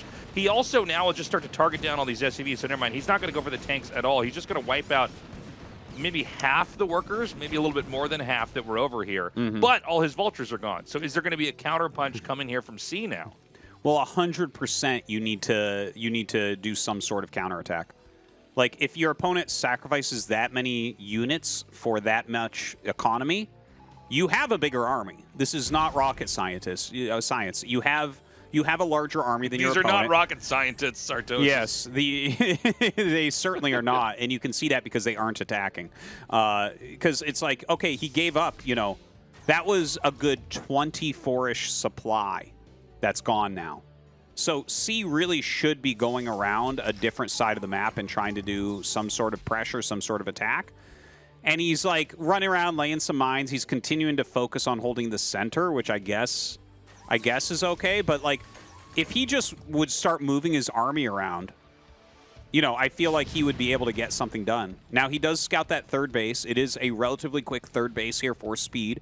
Speed on 5 factories producing. And yeah, I'm a bit surprised that C's not really doing anything after killing that many vultures, honestly. Yeah, well, it just seems like you need to do something, because otherwise Speed's just further and further ahead. I mean, StarCraft is really complicated and can be hard to follow, and, you know, we're always learning new things about it, but one of the most simple concepts is one guy lost a ton of workers somewhere in the game. Yeah. And at this level of play, I mean, that's kind of all you need. So, I mean, if he just sits there and tries to play from behind, I don't know how he could possibly catch up. The factory explosion is going to happen for Speed. You see the supplies similar right now, but it's a faster third base, and he sacrificed vultures for SCVs. So, like, Speed is actually well ahead at the moment. That's not to say that C can't come back. This matchup might have the most comeback potential of any. But, like, yeah, right now I'm not liking C's position very much. That is a nice drop that he just did, so that's cool. He's still got the Wraiths out. He's got a little bit of map control there in the center. So there's certainly some good things happening. And he scouted that Cloak is on the way, so that's actually very important as well. Yeah. Wraith Cloak can really flip the game on its head here. Would it have been better to not show the initial Wraith in the scout? Oh, do you mean because once C's you see Wraith? one Wraith, you're like, okay, you've unlocked that tech, well, right? C here flew over Speed's starport that had Cloak going, so I think he was going to hide. For C's specific build, the Wraith was partially for scouting. So, like, that one you definitely have to show. And he is switching into Wraith now as well, but he's going to be slightly behind in that Wraith production and in the Cloak upgrade, so a bit of an issue there. Well, he's going to be able to engage these tanks over here. It seems like there's just not quite enough for Speed to deal with this. And so this Vulture's going to get up here. He's going to plant some mines. That can be countered by that Vulture, though, as well. Oh, beautiful play here by Speed. He actually totally turned the tides in that fight. That last tank goes down. See, just kind of getting further and further behind everywhere. Yeah. It's this is a very tough position. Like, he needs to throw down missile turrets as well because the Wraiths are going to dominate. Like, we're just up like 2-3 Wraiths for Speed, and that makes a huge difference. And Wraiths are very good on this map. They can just like run around so quickly through these random paths and reinforce different areas. So we really need to see C throw up some missile turrets, kind of entrench his positions a little bit more. You know, if he loses that center, I feel like the only thing he has going on is that decent center contain. But, yeah, you know, the center contain on this map is not that good because of all the paths. Like, look at this. Yeah, just to make it clear for people watching, because if you haven't played this map, it's hard to. This might look like any other map, right? If you're just glancing at the mini map, it's actually split into 5 horizontal lanes. There's 1 through the middle, 2 at the top, 2 at the bottom, and like, it's hard to get around. There's no way you could be in the middle of the map and go straight up or straight down. Yeah, Yeah, it's very twisty and turny. It's kind of like a Beyblade in the center, and then it's got like lanes on the outside as well. Well, right now we see Speed has walked around the contain. I feel like C's understanding of the map is not that great because he's got that little contain up and like Speed just appears out of nowhere. Yeah, he's just literally and he's like, going hey, I'm in your around natural, LOL. Now the cloaked wraith's going to come down. Who has more wraiths? I believe there's a Valkyrie on the other side. Ooh, he flies over a missile turret. Oops. C actually might gain a little advantage here by killing all these tanks. There's going to be a scan coming in here. Well, hold up a second, because if these wraiths could take this fight, the Valkyrie in the back is going to do so much damage. C's on the run. You know, the problem is if one of these wraiths is uncloaked, all those Valkyrie missiles will still do damage. It just needs a target. So he comes in here, he saves that, and I think you're probably right, Tastosis. This weird contain that we're looking at right now. Yeah. I don't think C understands the map as well. Yeah. I don't blame him because I had the same. We were just talking about this. That this is like a really hard map once you actually play a couple games on. But yeah, he's not really able to take advantage of the map at all here. Yeah, yeah. It just, that wasn't a very worthwhile move that he did. He didn't counterattack after losing all those SCVs. And, you know, Speed, if you just look at the mini-map, you can see all the white dots everywhere. And just, he's just getting a bit more. And he has better flow on the map, even though C owns the center. So, and the supplies are still close and stuff. There's, you know, it's not like C has 0% chance, but he's got no good position right now. Yeah, now he's going to break apart this spot over here. I mean, C's just starting to lose a lot of tanks. Supply is one thing, but really you want to watch how many tanks have been killed in a game, and that can be a big indicator of like who's going to win in a TVT, because you do need tanks to push positions and hold off various areas. He's going to come in now with his own Valkyries. I think the two on the far left. Well, hold on. There might be enough wraiths they could take this. Only two remain. Yeah, okay, so yeah, two remain here. So Speed just continuing to put pressure on. It kind of looks like Speed's going to advance here. I got to say, he was the guy I thought was the least likely to survive. Oh, really? But here we are. Yeah, well, I put, for myself personally, C is the least likely by far, but he's played very well here today as well. It's just, you can see that Speed really understands what's going on in the map much, much better. The fact that he did not even care to battle for center, he just was like, yeah, that's fine. You spend all this time and effort getting that contain, I'll walk around it. And you can see here, it's like he's killing this bottom left, so he's going to be up 4 bases against 3. I mean, his macro is just getting out of control here. He's got his +2 just finished. This game is his. C cannot win from here. Oh, you could see, yeah, C kind of cursing, moving uncomfortably in his chair. I think this is the moment where he's like, yeah, I'm probably not going to win this. The lifted command center shot down. I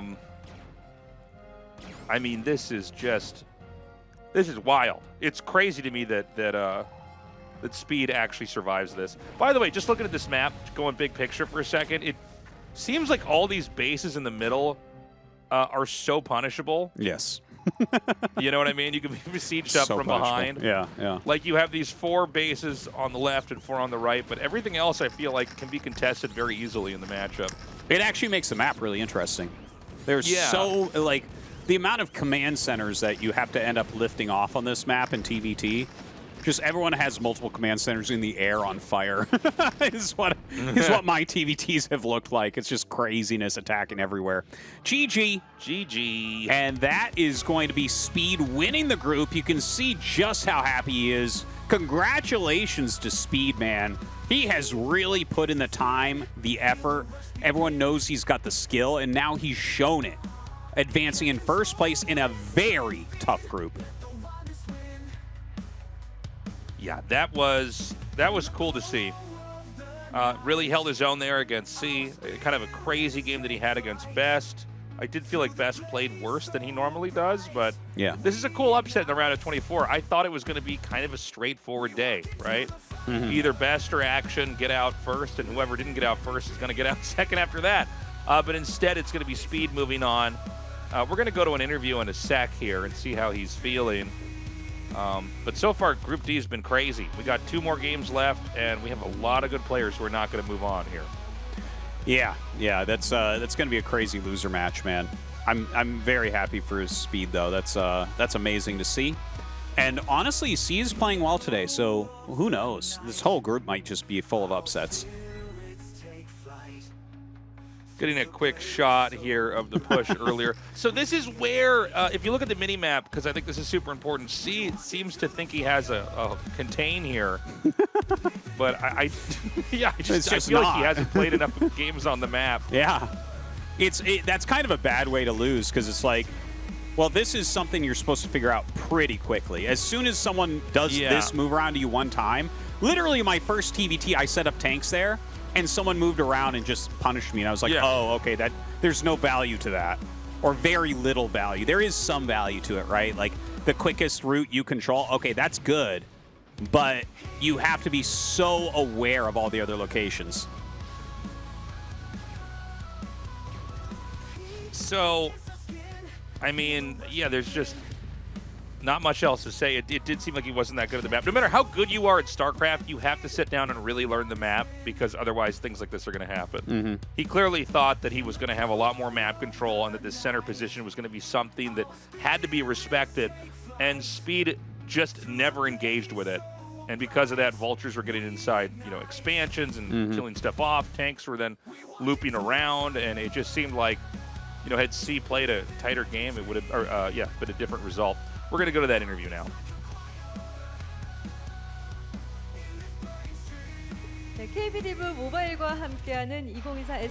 You're watching Group D of the round of 24 of 2024 SSL Autumn, done in partnership with KB Live Mobile, as we have our first grand upset this season with Speed, being our first player to advance through to the round of 16 today. Congratulations.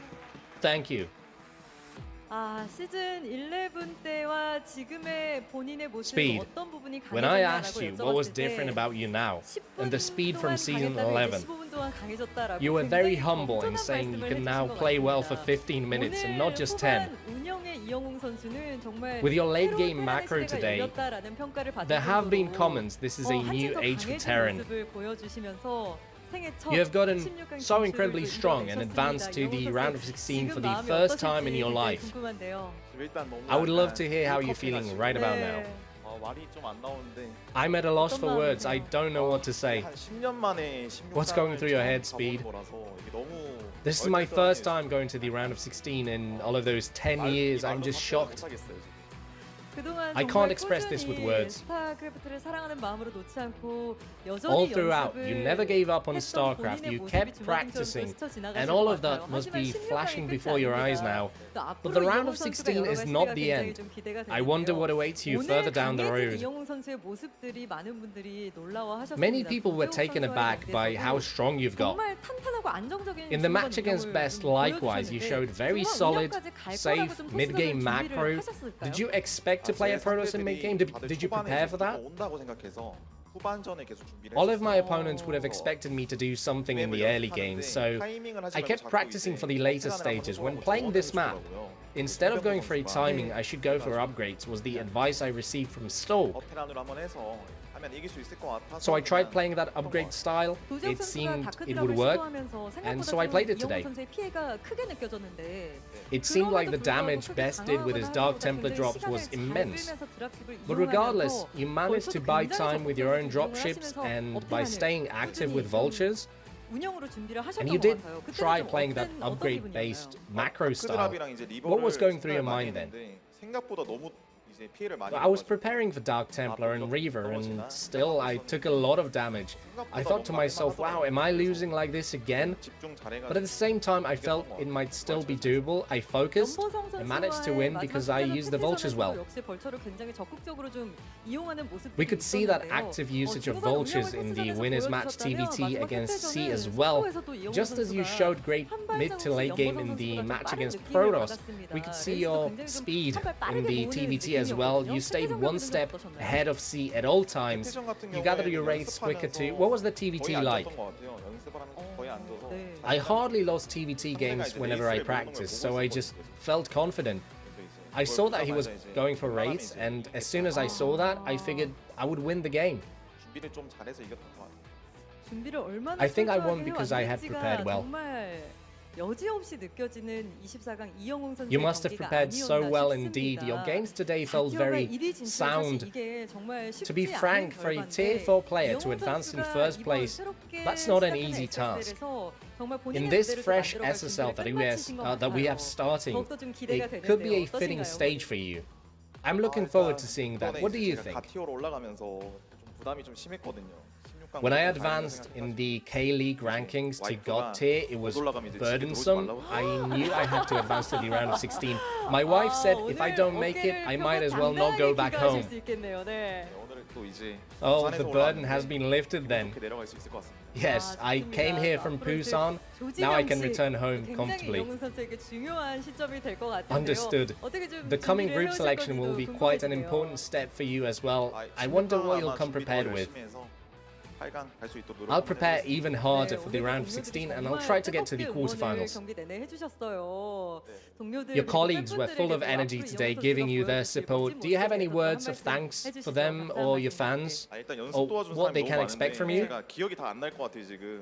For starters, I had so many people help me practice, I might not remember everyone, so Mini, Motive, Ample, Stork, Barracks, 예훈이 형까지. 예훈이 형 그리고 진우. 진우가 또 and 손끝까지 Saxby. 도와줘가지고. Oh, and Beast. He helped me warm up. Thanks to them, I could advance. 상훈이 형 까먹을 Oh 뻔했네. wait, 또 삐질 Lita. 것 같아서 Lita as 상훈이 well, 형. right. I nearly forgot Lita. He would have been so salty. Well, that was a close one. Yes, well, my colleagues here as well, thanks for cheering for me, and to my wife, I love you. Alright, well, once again, Speed, congratulations on your first ever round of 16. Thanks for the interview. 자, 이렇게 이변을 본인의 실력으로 직접 읽어낸 이영웅 선수와 A great 함께 upset at the 이야기 hands of 나눠봤습니다. Speed 저는 coming in 잠시 here. 쉬었다가 오늘의 패자전 도재욱 선수와 We'll take a 김성태 short 선수의 break 대결로 돌아오겠습니다. and return with the losers match between Best and Action.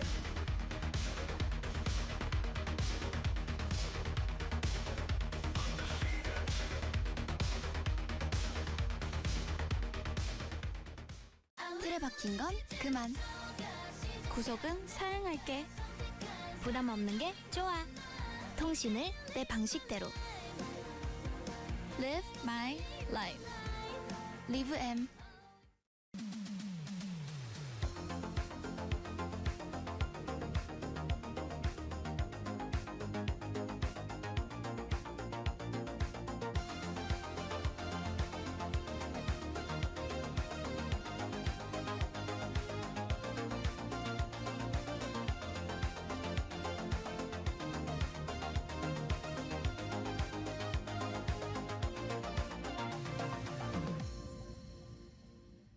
기가 막히게 코디를 해왔거든? 야, 거기 들어가면 왕과 왕비 볼 수 있냐? 여기 손전등이야! 바지 길지, 걔. 나와주세요. 둘 중에 골라야 된다며. 굳이 이뻐야 한다면. 이재롱 대 광민 숨막히는 경기가 계속되고 있습니다. 막아내면요, 막아내면 됩니다. 할루시네이션 잘해요. 뭐야?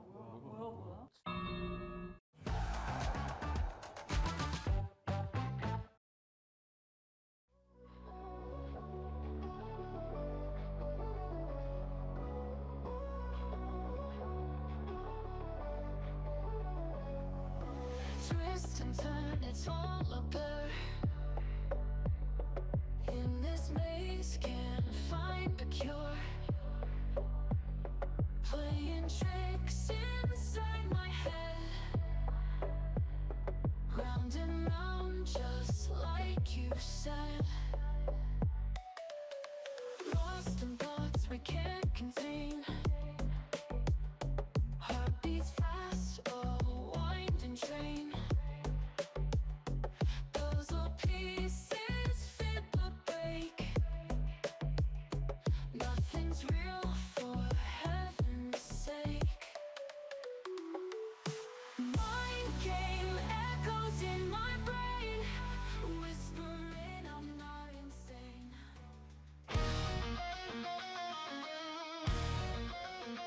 Welcome back, everybody. Thank you for waiting.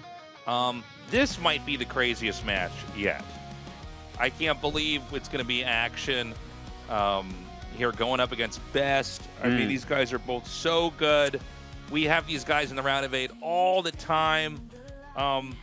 Always, people that you're saying, okay, one of these seasons, it's going to be theirs. But now one is going to be knocked out in the round of 24. And it's possible that neither of them move on. It's possible. It really is possible. C is playing well, so we'll see about that. We're going to be going to Deja Vu. I don't know how you feel about this map for Protoss versus Zerg, but just thinking about the games I've had it, like in a similar matchup to Protoss versus Zerg, which would be Terran versus Protoss, where your opponent kind of has map control and it's a little bit harder to take bases, I find the map to be incredibly difficult. I don't know that there is a 4th base that can truly be taken here. So I don't know, man. I feel like Action is going to have a big edge on this map specifically, even though Best is very good against Action historically. All right, guys, we're going to get into this game now. Again, the loser of this best of 1 is out of the SSL. We are magic in the air. We are love, we are care. We are here for the ride. Join the fun side by side.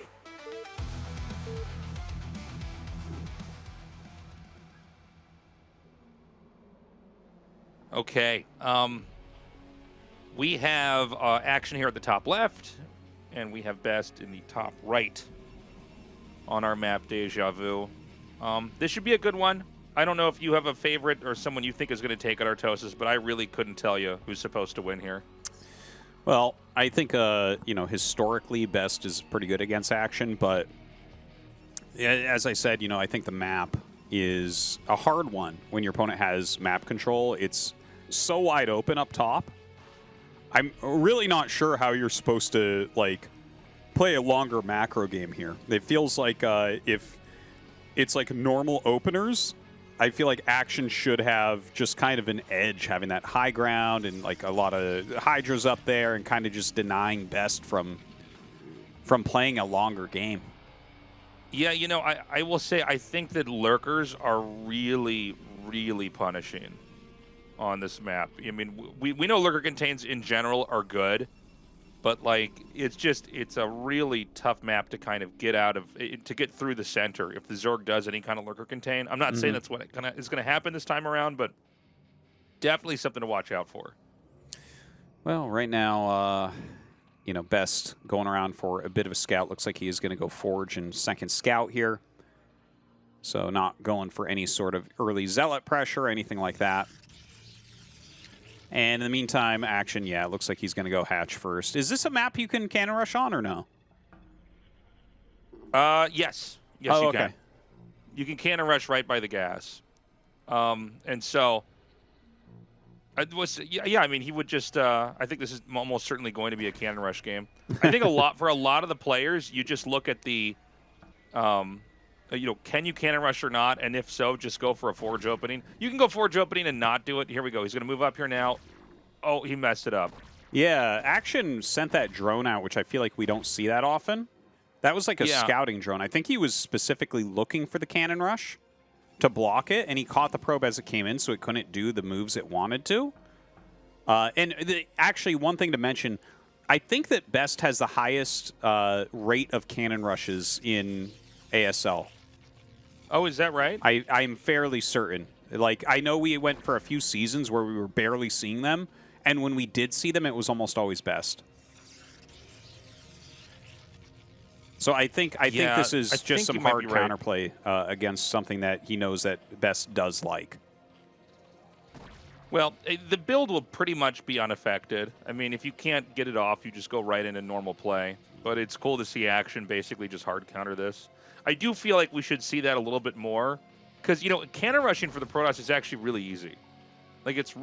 As long as you know where to place what, it's so hard for the Zerg to stop. And especially against Hash first, you can punish so heavily that I feel like, we should see more stuff like players preempting that. Well, right now the probe just kind of scouting around a little bit. The third base being taken there from Action, way, way far away from Best. I kind of get the feeling this is not a very good map for Hydra Bus. That natural is super, super tight. I mean, Hydra Bus can be pretty good no matter what. I mean, Hydra Bus are always best if you don't have a lot of room to make cannons. Some maps, you know, the way the natural is set up and, you know, where the radius of the pylon is, it's just kind of hard to get things there. It does feel like on this map, there's a lot of room to make cannons and defenses, right? But, you know, I think in general, so much more of a Hydra Bus is just getting there when they're not entirely ready.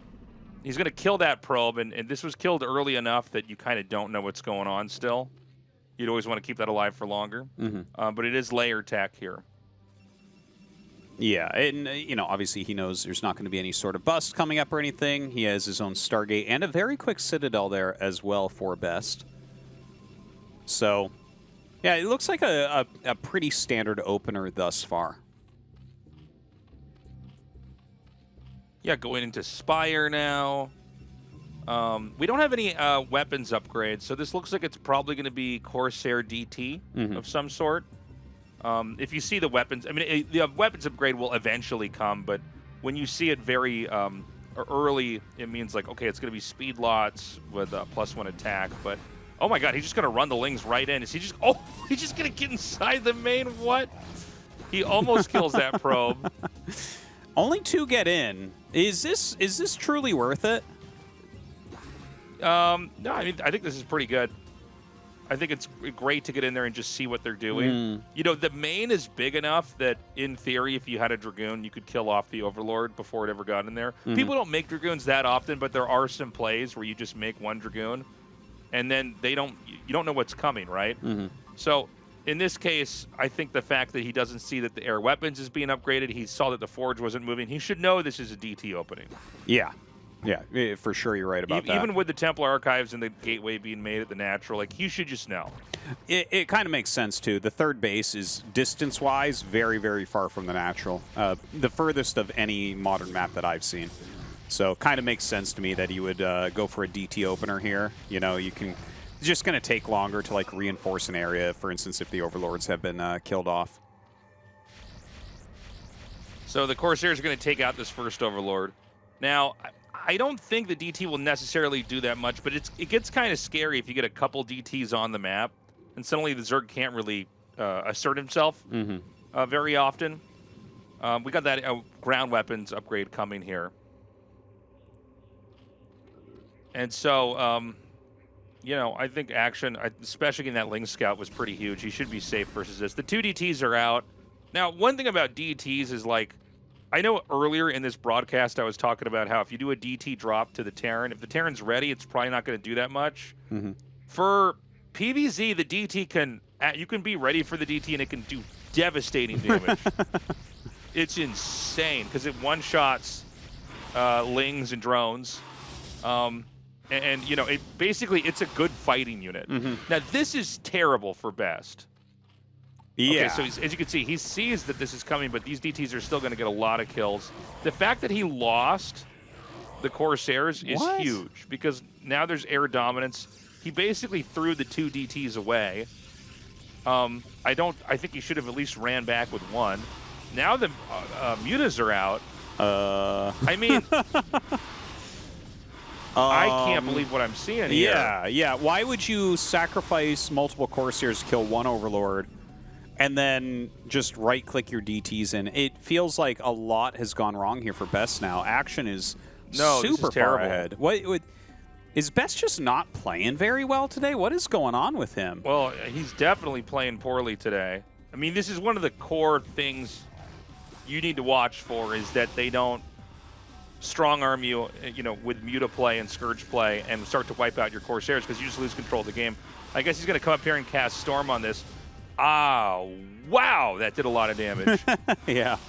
That's insane. There should be an Archon morphing, so he might be able to chase us. The problem is the Archon can never... Oh my god, he didn't morph it. I saw the 2 Templars there. I just assumed they were going to morph.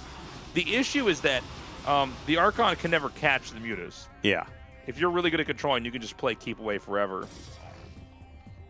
Dude, I feel like this type apparently of... one Zealot hitting the hatchery. I don't know, guys. Yeah, maybe you can kill it. Something tells me this Zealot will die in the next couple seconds here. I feel like this type of position, you've killed as much as you've killed right now as action. You forced like lost mining time, killed cannons and all this. This feels like something that I would always bet all the money I have in my bank account on Action winning against anyone in the world. You know? Where it's like, yeah, this looks pretty damn straightforward. Yeah, well, I mean, he might be able to even do more damage. You can see even the Dragoons, when they don't have range, you can kind of just run away from them. He's going to snipe the Templars. You are, by the way, forced to be making more and more Dragoons as you're trying to recover from the Corsairs being lost. Oh, my God. He's going to lose another one.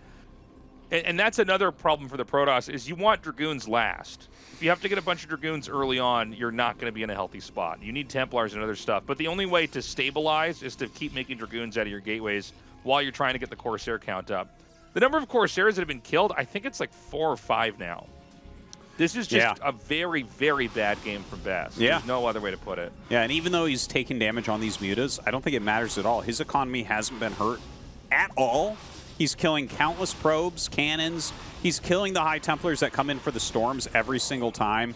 He's forcing Dragoon production out of like 4 gates. Like, this is truly a train wreck of a game. The 4th base is coming up for action. There's no counterplay either. It's not like Best is like, I just need one more round of Dragoons and I'll move out. No, he can't do anything. Yeah, and what this game will probably develop into is one where you're going to have this really pitiful move out from the Protoss that gets completely wiped out. Yeah.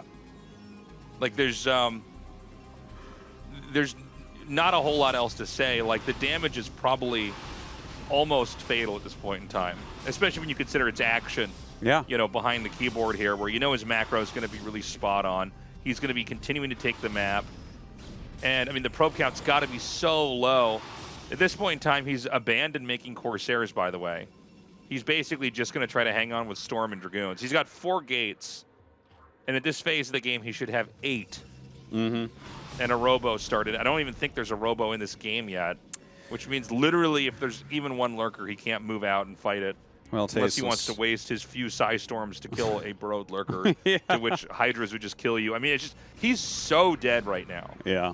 Well, at least he's not going to mine out for a long time because he's lost so many probes and so much mining time. So that's a positive.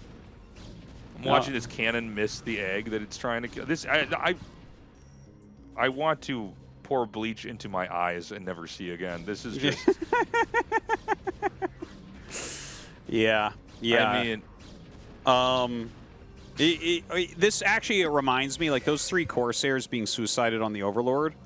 Reminds me, do you remember the Harangi game on Eclipse where he had like 11 Corsairs and he went after some Overlords over a group of Hydras and he traded like 11 Corsairs for like 2 Overlords? Do you remember this game?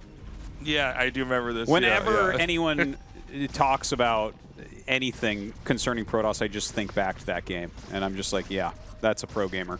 And this is kind of like, the thing is, I have utter respect for Best. He's an amazing Protoss, but like that one move has turned into this, and it's like an obvious thing you're not supposed to do.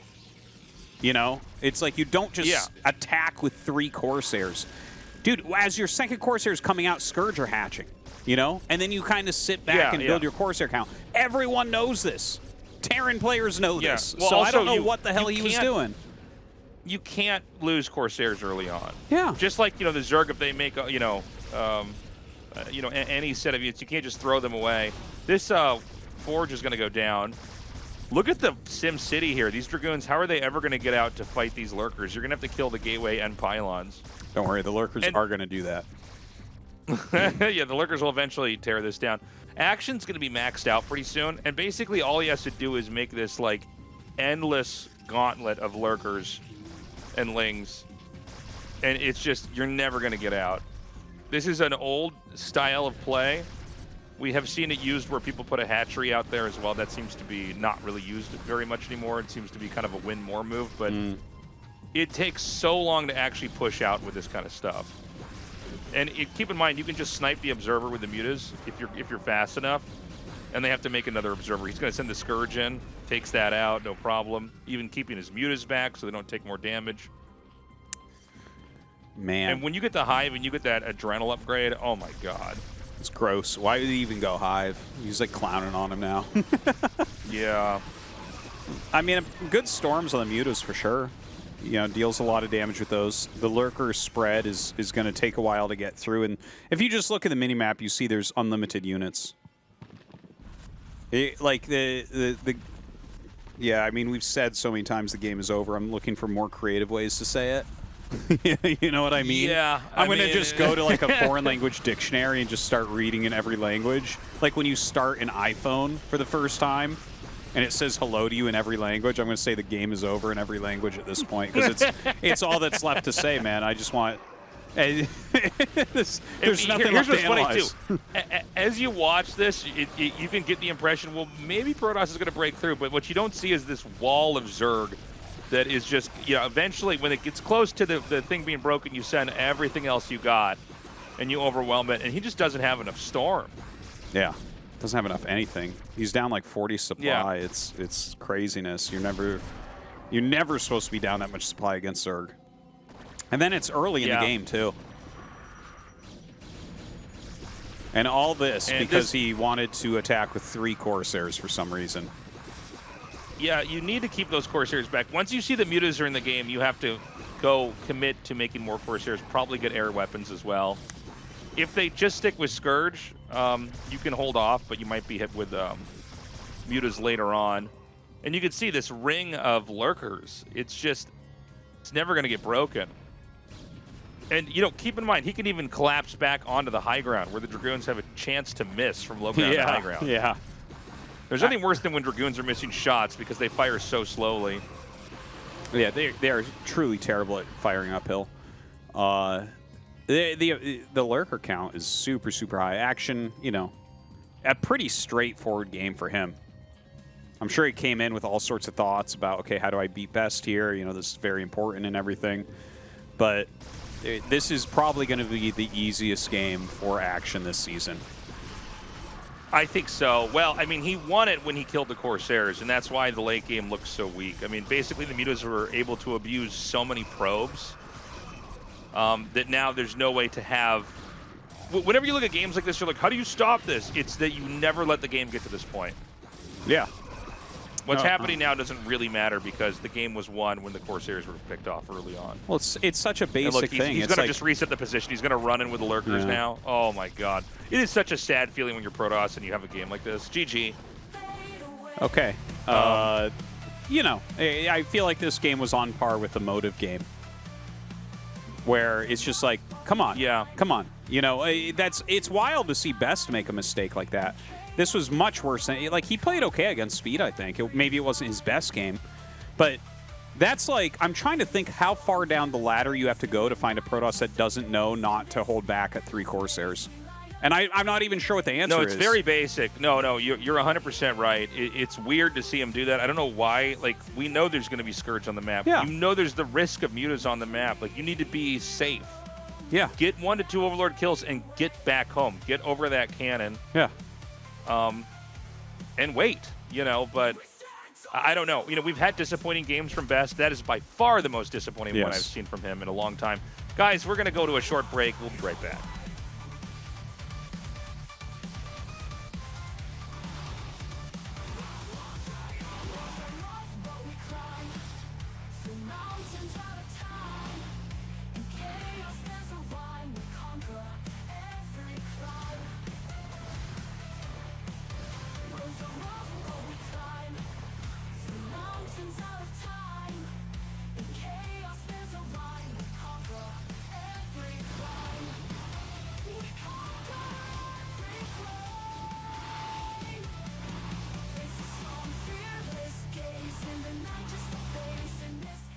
틀에 박힌 건 그만.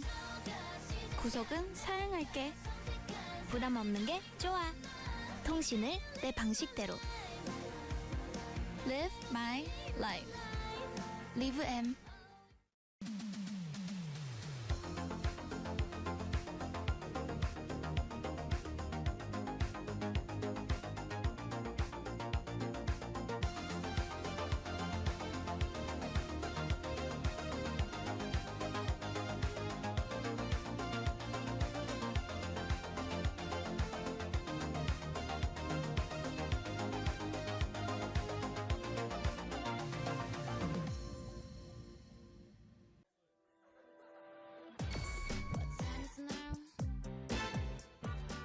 아 맞다. 나 내일 소개팅인데. 뭐였지? 내가 옷이 이렇게 없었나? 이건 너무 회사 가는 것 같고 이거 너무 칙칙하네. 내 퍼스널 컬러랑 안 맞네 이거. 이불을 잘라줬어. 언니들 도와줘. 연기 잘하죠? 오케이 파이팅! 렛츠고! 가자 효진맘들. 렛츠 기브 잇 업. 약간 이렇게 내려서? 아니지. 네가 섹시를 알아? 오! 이거 예쁘지 않아요? 어때? 걔는 왜 이렇게 가슴이 큰 거야? 하면 되겠다. 골랐습니다. 감사합니다. 근데 내가 이길 것 같아. 아니, 내 건데. 일단 한번 볼까요? 기가 막히게 코디를 해왔거든? 일단, 뭐야? 바지는 리액션 똑바로 카메라 돌잖아. 야, 거기 들어가서 왕과 왕비 볼 수 있냐? 여기 선정능이야! 왜 이렇게. 바지 길지, 걔. 나 찍은 거 중에 제일 재밌다. 나와주세요. 둘 중에 골라야 된다며. 굳이 이뻐야 한다면. 항상 함께 합니다. 함께 안 한 적이 없어요. 제 인생의 동반자죠. 나름 또 그런 거 있다라는 거에서 뿌듯하게 생각합니다. 그때도 조연출 분이 참 대단한 일을 하고 계시네요.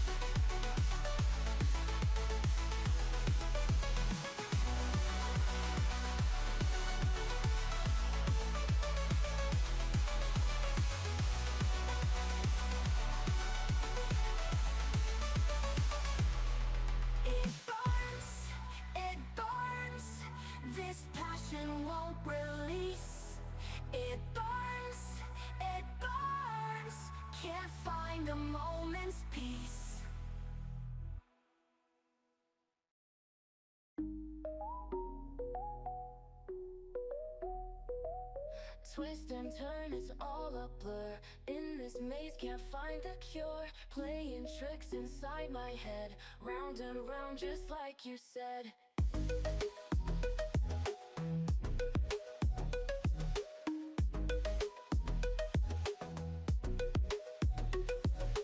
Lost in thoughts we can't contain. Heartbeats fast, a winding train. Puzzle pieces fit but break. Nothing's real, for heaven's sake. Mind game echoes in my brain, whispering I'm not insane. Caught in webs of what you say. Breaking free or here to stay. Welcome back, everybody. We're going to be going into this final match.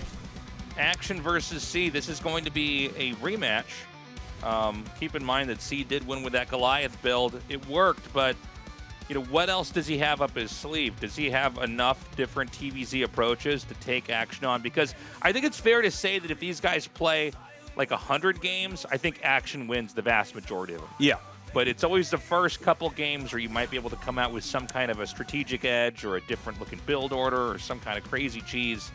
Oh my God, we're going to be on Monty Hall. Yeah, this is an older map. They're showing right now the main bases on this 2-player map are cut off with minerals that you actually have to mine through. It takes a little bit to mine through, and those are the paths you can get to the other person's main base. There's a ton of expansions on the map, but the map is crazy. It's a crazy, crazy map. It's actually a pretty difficult one for Terran because it's really hard to get your expansions up and really hard to attack, right? Like, Terran is a race of timing attacks, so it can be difficult to find a way. And, like, let's say that C is in the bottom right and he expands the north, which is the most common thing that you see. Well, if Action didn't expand to that side, if he expanded to the south on the top left, there's no attack route, really.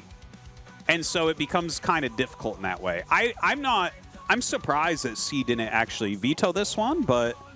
You know, he might just have, like, a really cool idea for the map. Like, he already had one, right? Like, the Goliath build was a very good choice on Dominator. So we're going to see against Action here. Maybe he's got something up his sleeve. Yeah, we've had, I mean, you could certainly have, on a map like this, a very, very different-looking TVZ. I do feel like this might give him an edge just because the map is so weird. Maybe. C does... I don't know. I'm not sure, but you know, it's not your conventional map. Maybe there's a weird cheese he can do. I'm not sure. I mean, Terran has problems on this map, but I would feel like Zerg would also have some of the same problems. I don't know. Monty Hall's a map I have a very hard time wrapping my head around. Yeah, anyways, for sure. guys, we're gonna get into this game now, guys, and see who's gonna move on and who's gonna get knocked out here of the SSL.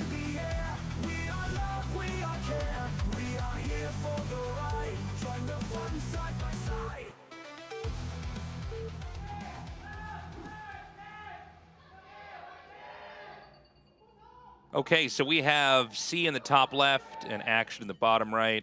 Real quick, guys, if you haven't supported us already, please consider going to patreon.com/ASL English. We would not be able to do this if it wasn't for you guys. We love you guys. We appreciate it.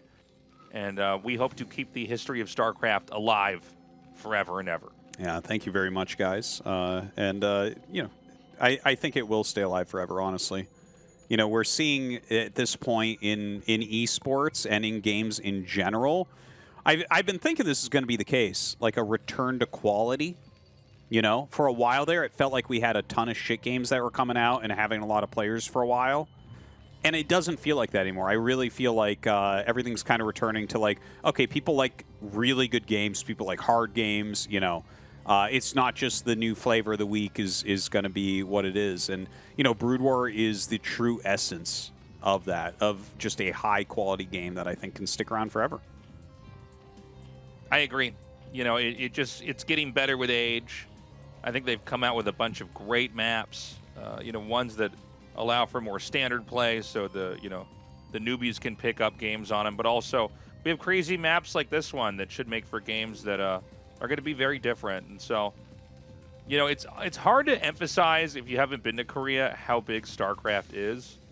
Like, I go to PC cafes pretty regularly. Like, if I have to meet up with a friend somewhere in town and they're late, I'll just stop by a PC cafe. You still see people playing this game in the PC cafe. Mm-hmm.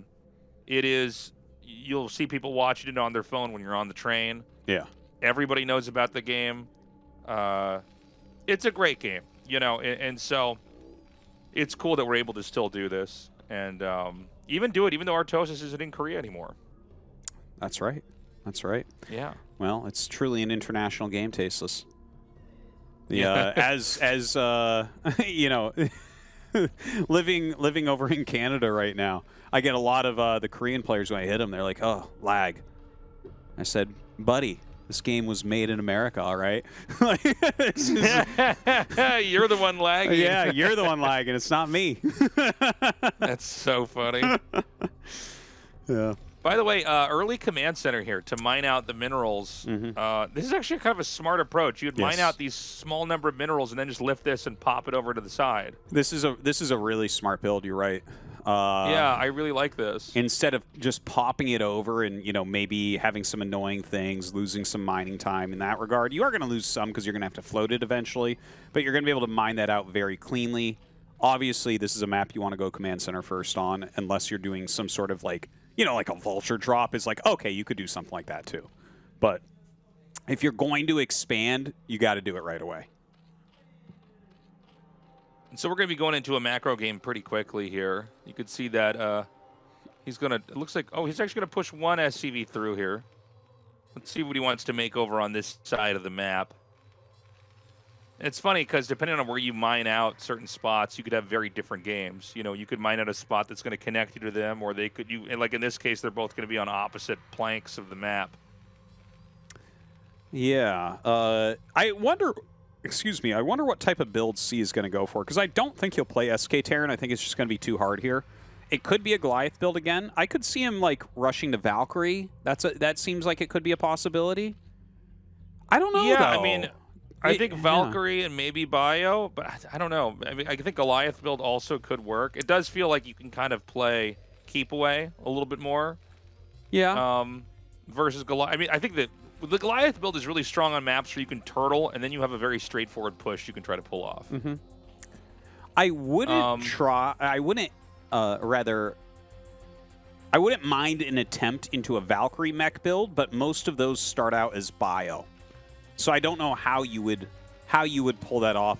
Like, maybe you go Goliaths into Valkyries a little bit later or something like that. I'm trying to think of, like... Because if you go mech, the game is almost 100% going very long. Right? Oh, for sure. So, for sure. But when a game goes very long, queens dominate. And one of the, like, there are ways to try to deal with queens that people have been working on. I love that. Yeah. That was sick. You know, one of the ways to try to deal with them can be to have Valkyries to kind of super punish the queens if you catch them. I don't know. It's just an idea in the back of my head here. No, I mean, Valkyries, I'm trying to think. I mean, if you went for Valkyries, Valkyries are just going to beat Mutas. I guess you could try to catch them with Scourge if that was going to be the play. Would Devours ever have a role? I almost forget that's even a unit in the game most of the time. I don't normally think of that. No, normally if it is mass Valkyries with mech later on, Plague is the play. You plague them as they fly by, and then they just have to, you know, they're out of commission for so long, or they just die to anything you send at them. So that's generally the way. Devourers, like, yeah, I guess Devourers would technically help to counter Valkyries, but the Plague makes more sense. You know, this is what we'd call an island map, but some maps are more islandy than others, where, like, there's lots of places you can't land. This one's islandy in the sense that it's separated by these locations that have to be mined out. But, you know, once those areas are mined out, it basically becomes a land map. Yeah. And so, yeah, maybe something like Devourers or some weird tech, that would probably be better on, like, a true island map. Yeah, you know? for sure. Where you're going to have fights that ground units can't be underneath them. You know what I mean? Like, it's water, basically, or lava or whatever. So in this game, he's going to go for mech again, Artosis. He's just continuing to accumulate Goliaths. Well, and I guess he's hoping for another setup where he can just push out with a small number of tanks, but mostly Goliaths in this kind of death ball fashion, and try to do damage. But I guess the other thing is he'd have to mine out the area that he wants to push into. So he's going to have to get SCVs mining this spot we're looking at right now. Yeah. Once he figures out where those expansions are, that's where he has to kind of go after. You know, a couple things. It's going to be much harder for him to get any sort of vulture harassment done here. This map is very straightforward, and action's going to be scouting those types of areas where he could come in. So he's not, because that's really what kind of won him in the previous game on Dominator, right? Was the vultures got in and killed a ton of drones, and I don't think he's going to be able to achieve that here. Although he is popping out a few, and you see an upgrade, so that's probably vulture speed. We'll see. Like, maybe he just slips the vultures by, and, you know, they get a bunch of drones, and suddenly we're in the same position as before. It could be. Yeah, the SCV's taken out here. The big difference in this game is, you know, C needs a target. He needs a place to try to hit. These vultures are going to come down over here. This is actually pretty good. I don't know why there's a drone over here. I don't know why it didn't get killed either, but this should set up the target that he wants to try to hit down here near 6 o'clock. So he has two Man, small Action's groups. really growing fast. Yeah. Actions get a lot, man. Now, he does get down with these two, and he actually has a second group, and those are going to come as he sees the vultures here. This is a very smart play from C. Action is chasing those down with all of his mutas right now. So the second group of vultures are going to come in and actually do a lot of damage. And, you know, you get these vultures in here and do that damage, you can actually win with the push later. Yeah. If you just kill a couple of these drones, that's enough to throw things off. Because one of the issues that Zerg face when they're trying to kill a Goliath player is that it's hard to damage the Goliath player. It's hard to punish them. You know, you're pretty much not going to lose any units. If Zerg overextends, they're going to lose all their mutas. So you kind of get to play like single player, I guess is one way you could think about it. You know, you're just doing base building, you're setting up, and you come out with a really strong push. We got a Radiate coming here as well for C. So he's going to have one vessel with this. We could see a Radiate right away on the mutas. We also saw the defensive matrix already, where he used that to ensure the tank couldn't get sniped by the Hydras. And Action's going with the same type of composition as the last game, where he basically wants to overpower the Goliaths. Excuse me. He wants to overpower the Goliaths with his own mutas. Yeah. Well, Irradiate's already on the way, so I don't know if that's going to be the best play. He lost less drones this time, so that's something at least. Third command center just finished up here for C. He's laying mines all around the place. I don't know. I feel like he should really consider a switch into Hydras here. You know, these are giant, wide open areas. If you have a bunch of Hydras, there's no terrain for the mech to take control of. You know? It's not like there's a high ground or a thin choke. These are gigantic, wide open paths. Yeah. Oh, is he going to come in here and just take this head on? Is that an Irradiate? Yes, it is. There's like so many Goliath missiles I almost couldn't tell. He does get a pretty good Irradiate, and that is going to damage a decent amount of these mutas. Some more than were pulled into the Goliath shots there. This is Terran on 3 bases now to Zerg being on 4. Looks like he's just now starting to get drones at that 4th base to mine. But, I mean, it's going to be a push after he starts to mine from this 3rd base. Are we going to see any tech switch? This is the main thing. Okay, Hydras are being made now. So this is like kind of the important moment. I feel like right now, like Action just needs to make sure. I'm surprised that he's not kind of mining out a little bit more of these minerals to be able to move his Hydras around more. But right now the push is coming. He's counterattacking. This is so similar to their previous game. We have the counterattack by Action, and during that counterattack, a huge attack coming in from C. There are queens being made, but they actually don't have the energy to be of use right now. Yeah. Like, these are basically flying paperweights. Like, they cannot do anything. So I think Zerg's going to have to sack the 4th base. By the way, C, when you do this push, you are going all the way.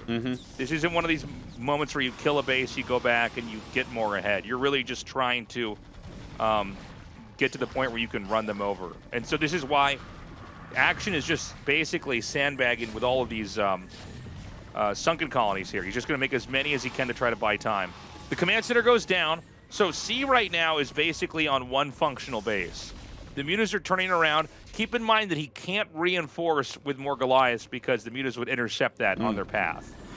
Well, the mutas fly back to hit the natural here once again. A little bit of anti-air, which he'll take out very, very quickly.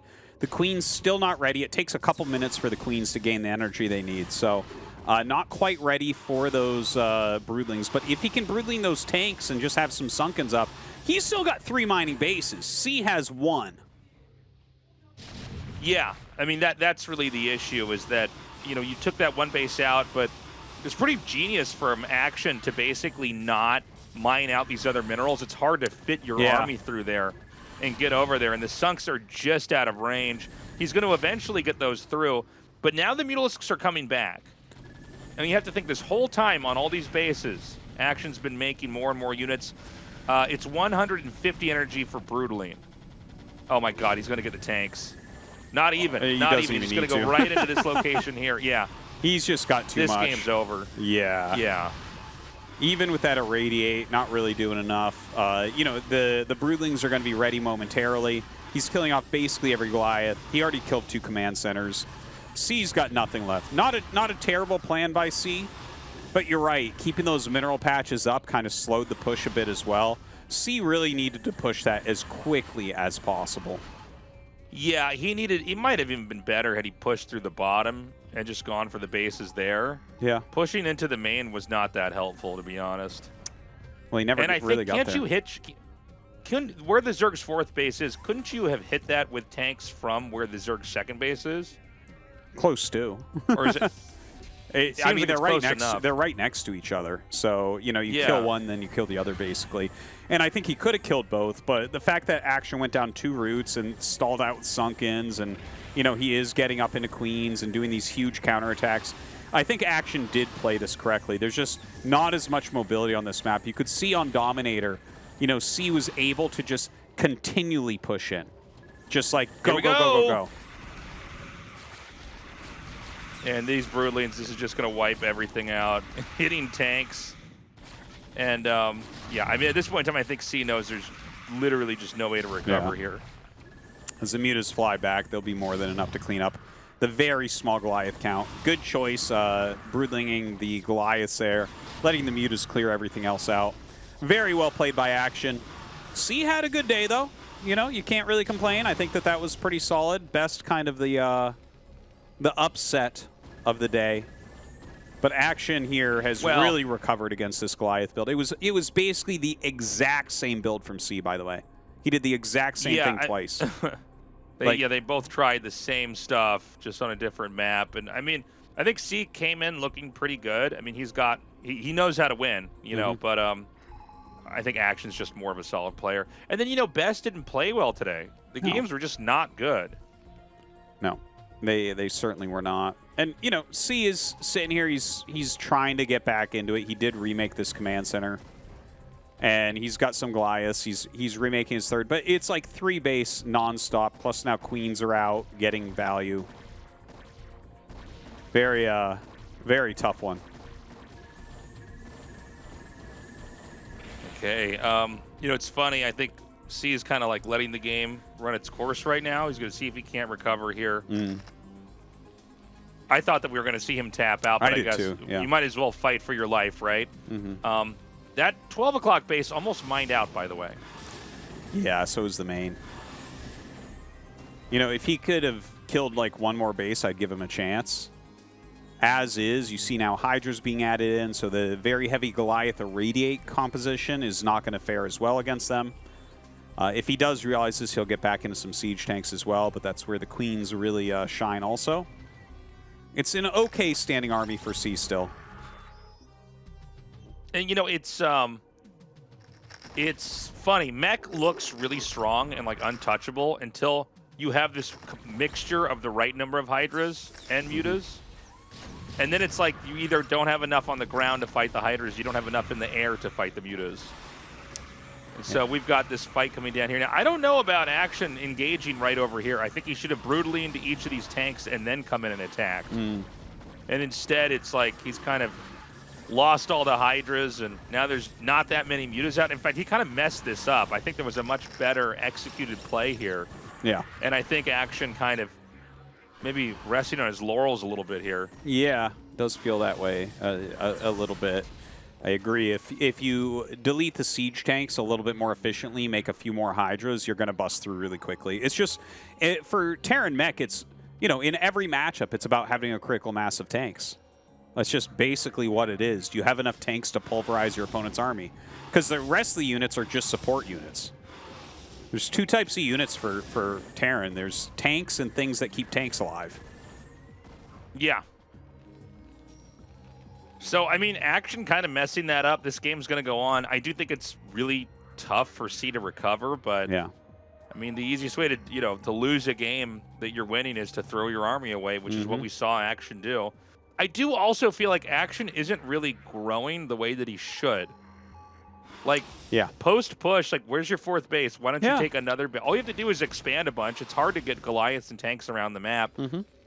Put 2 sunken colonies at each expansion so that the vultures can't get you.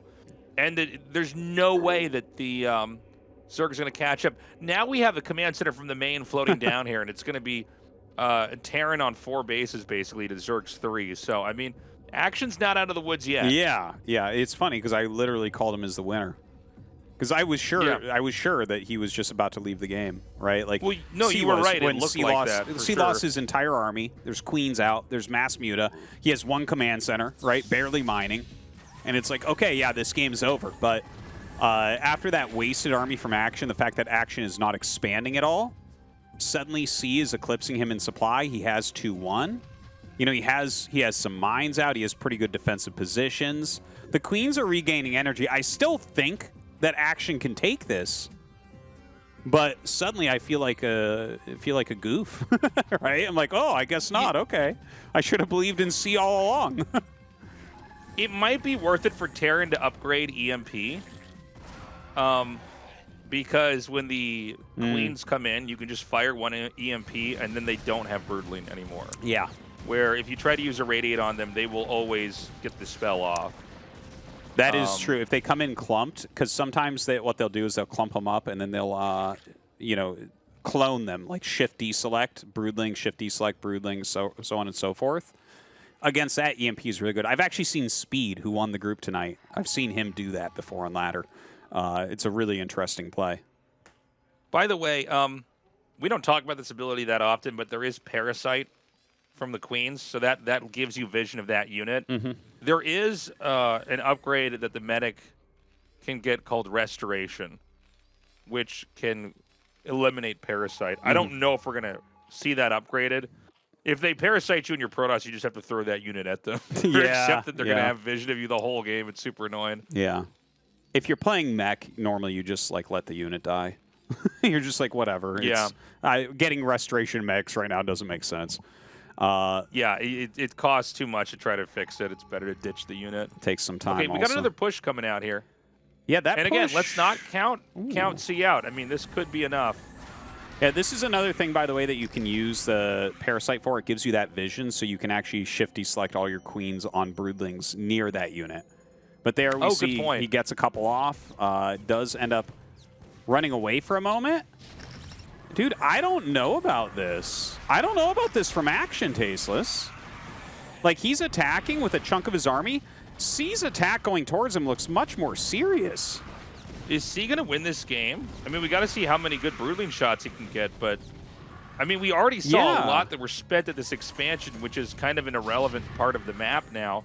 Irradiates are coming down here. The Hydras are getting fished in. I can't believe this. He takes out the Science Vessel. Oh my God. Action GG's. What? What? Even C can't believe it. He can't believe it. What? He can't believe it. This group was, like, I really thought he would get last place. I was so sure of it, Tasteless. But he played very well. He brought a very good build. The thing is, Action literally killed the army and 2 command centers, bringing C down to 1 base. But then he just did like a very wasteful attack up the middle. It didn't even make sense. Like, he hit like 3 Broodlings during the attack and then lost everything. It was not good play there from Action, and you can see he's not happy about it. It was such a throw, man. Dude, yeah, I mean, it was just... You could even hear it in the energy of our cast where we were basically talking as if the game is done, because it was won. It was over. It was a 1 game for Action. It was a 1 game. It's like, there's different ways you can do it, but...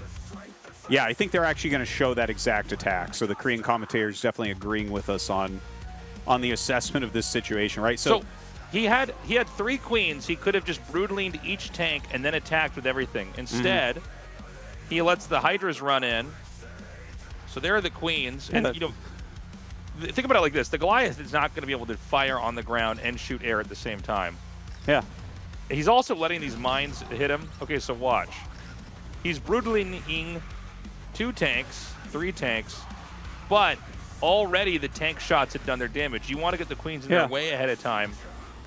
The mutas are going to clean up the other tanks. By then, all the Hydras are gone. Look at this. The Goliaths actually won the fight. Now there's barely not enough mutas to win the game right here. Yeah. And so then he has to leave.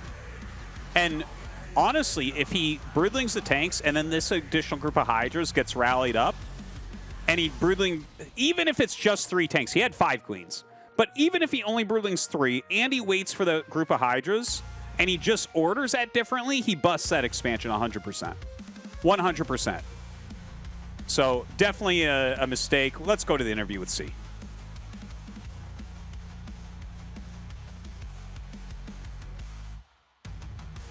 네, KB 리브 모바일과 함께하는 2024 And that concludes Group D of the round of 24 of KB Live Mobile 2024 SSL Autumn. Let's talk to C, who's back in the round of 16 after almost 7 years.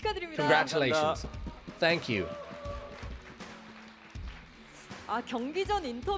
Even in the pre-game interview, we could kind of sense confidence emanating from you, and with you saying you were sure about how much you had prepared, well, that got a lot of people excited. And with this great result today, you could repay them. How are you feeling? To be honest, I pretty much just prepared last minute. It's not that I played so many games, more so that I just did a lot of thinking. And recently I've been losing a lot in League of Legends. I don't play as much with my friends, so I think that helped. Now Action, this Zerg tycoon that he is, you advance having beaten him twice. In the first game, you played against him on Dominator. I would like to know if your choice to go mech was because you expected Mutalisks. If I go Bio, there's no way I could handle Action's Muta Micro. I pretty much play Bio only, so it suddenly occurred to me that he would not expect mech. I played it and it worked.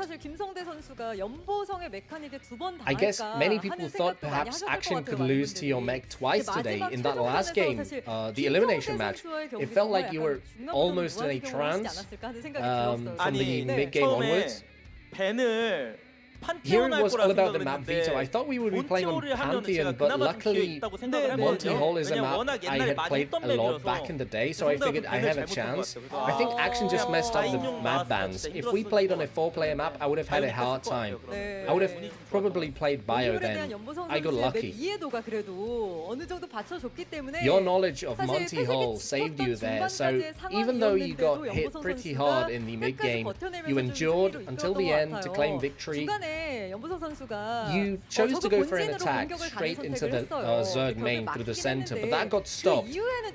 I wonder how you decided to proceed from there. At that point, I should have ended it, so I felt, well, I failed again. I bet my friends and streamers are cussing me out right now. But then I remembered how straightforward Monty Hall is as a map and thought it might still be doable. I was about to type GG, but stopped myself. Oh, you were screaming, wait, internally. Yeah, I think that was important. So afterwards, it looked like Action wanted to end the game with Hydralisks, but he failed to do so, and time was suddenly on your side. Action eventually ran out of resources, and he claimed victory. In the pre-game interview, you said, praise me if I do well and cuss me out if I fail. I guess you must be looking forward to the praise coming your way. Yeah, fat chance. For instance, Bisu. I bet Bisu is watching this and screaming obscenities at his monitor. Many players are watching today's broadcast on their own streams. Now Solky, watching your games, he said he was excited.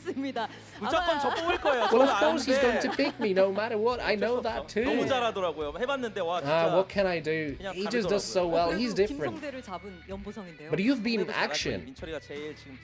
Well, Action is good, but Solky's the best. But if I keep playing StarCraft, things should be fine. Is that a twinkle in your eye? I've managed to achieve my goal of going to the group selection. I'm done now. Well, you gotta set another goal now. It's been 7 years since you advanced. It would be a shame to drop out now. Fair enough. It's been a long time since I played a best of 5. I'll try to get to play one again. A lot of people are congratulating you today on having made it into the round of 16 again after such a long time, both here and online. Any words? There's loads of people here. I was so surprised with how many people showed up. I prepared knowing this kind of responsibility. Things went well and I'm thankful. Thank you. What about your colleagues here in the studio? Oh, that's right, so many friends showed up. It's fine if you don't come to the round of 16. Thank you guys, I'll treat you to some good food. Okay, once again, congratulations on advancing to the round of 16. Thanks for the interview. And there you have your second Group D player through to the round of 16 in C. All right, guys. Well, that is our day. I cannot believe the results. This is crazy. Best in action lose. I thought this was going to be the most milquetoast, run-of-the-mill day of StarCraft where it's like, well, we knew best in action were the best, but we have to, you know, a tournament's a tournament, right? Well, could not be further from the case. Our two Terran underdogs go on. Yeah, that is a wild upset. Speed getting through, not as much. He really is up and coming. The fact that C made it, though, congrats to him. The Goliath build that he brought is very, very cool. That'll probably be all over the ladder for the next week. So that's going to be fun for you Zerg players out there. And the Zerg line, Tasteless, not looking too hot right now. Yeah, well, I mean, so far they've got Hero and Sulky. It is weird not seeing action. I first thought he was just going to advance no matter what. We're going to be back tomorrow, guys. It's going to be light. And how do I say this ID, Artosis? Tolbo. That's YSC. Tolbo, it's YSC. He uses... Yeah. This is funny because they're taking the Korean to English spelling. He actually writes this in English online on his ladder ID. TULBO is what he normally uses. But it's YSC or Huro. Like, he has... why do these... Literally, you can't get people worse at branding than Korean pros. It's crazy. Shine versus Jaedong is going to be fun. Yeah. Obviously, Jaedong, you know, people are always saying, is this going to be his season? He's looking very strong. Yeah. He's had some great runs. Shine, you never want to count him out. Old bag of builds. And, of course, Light.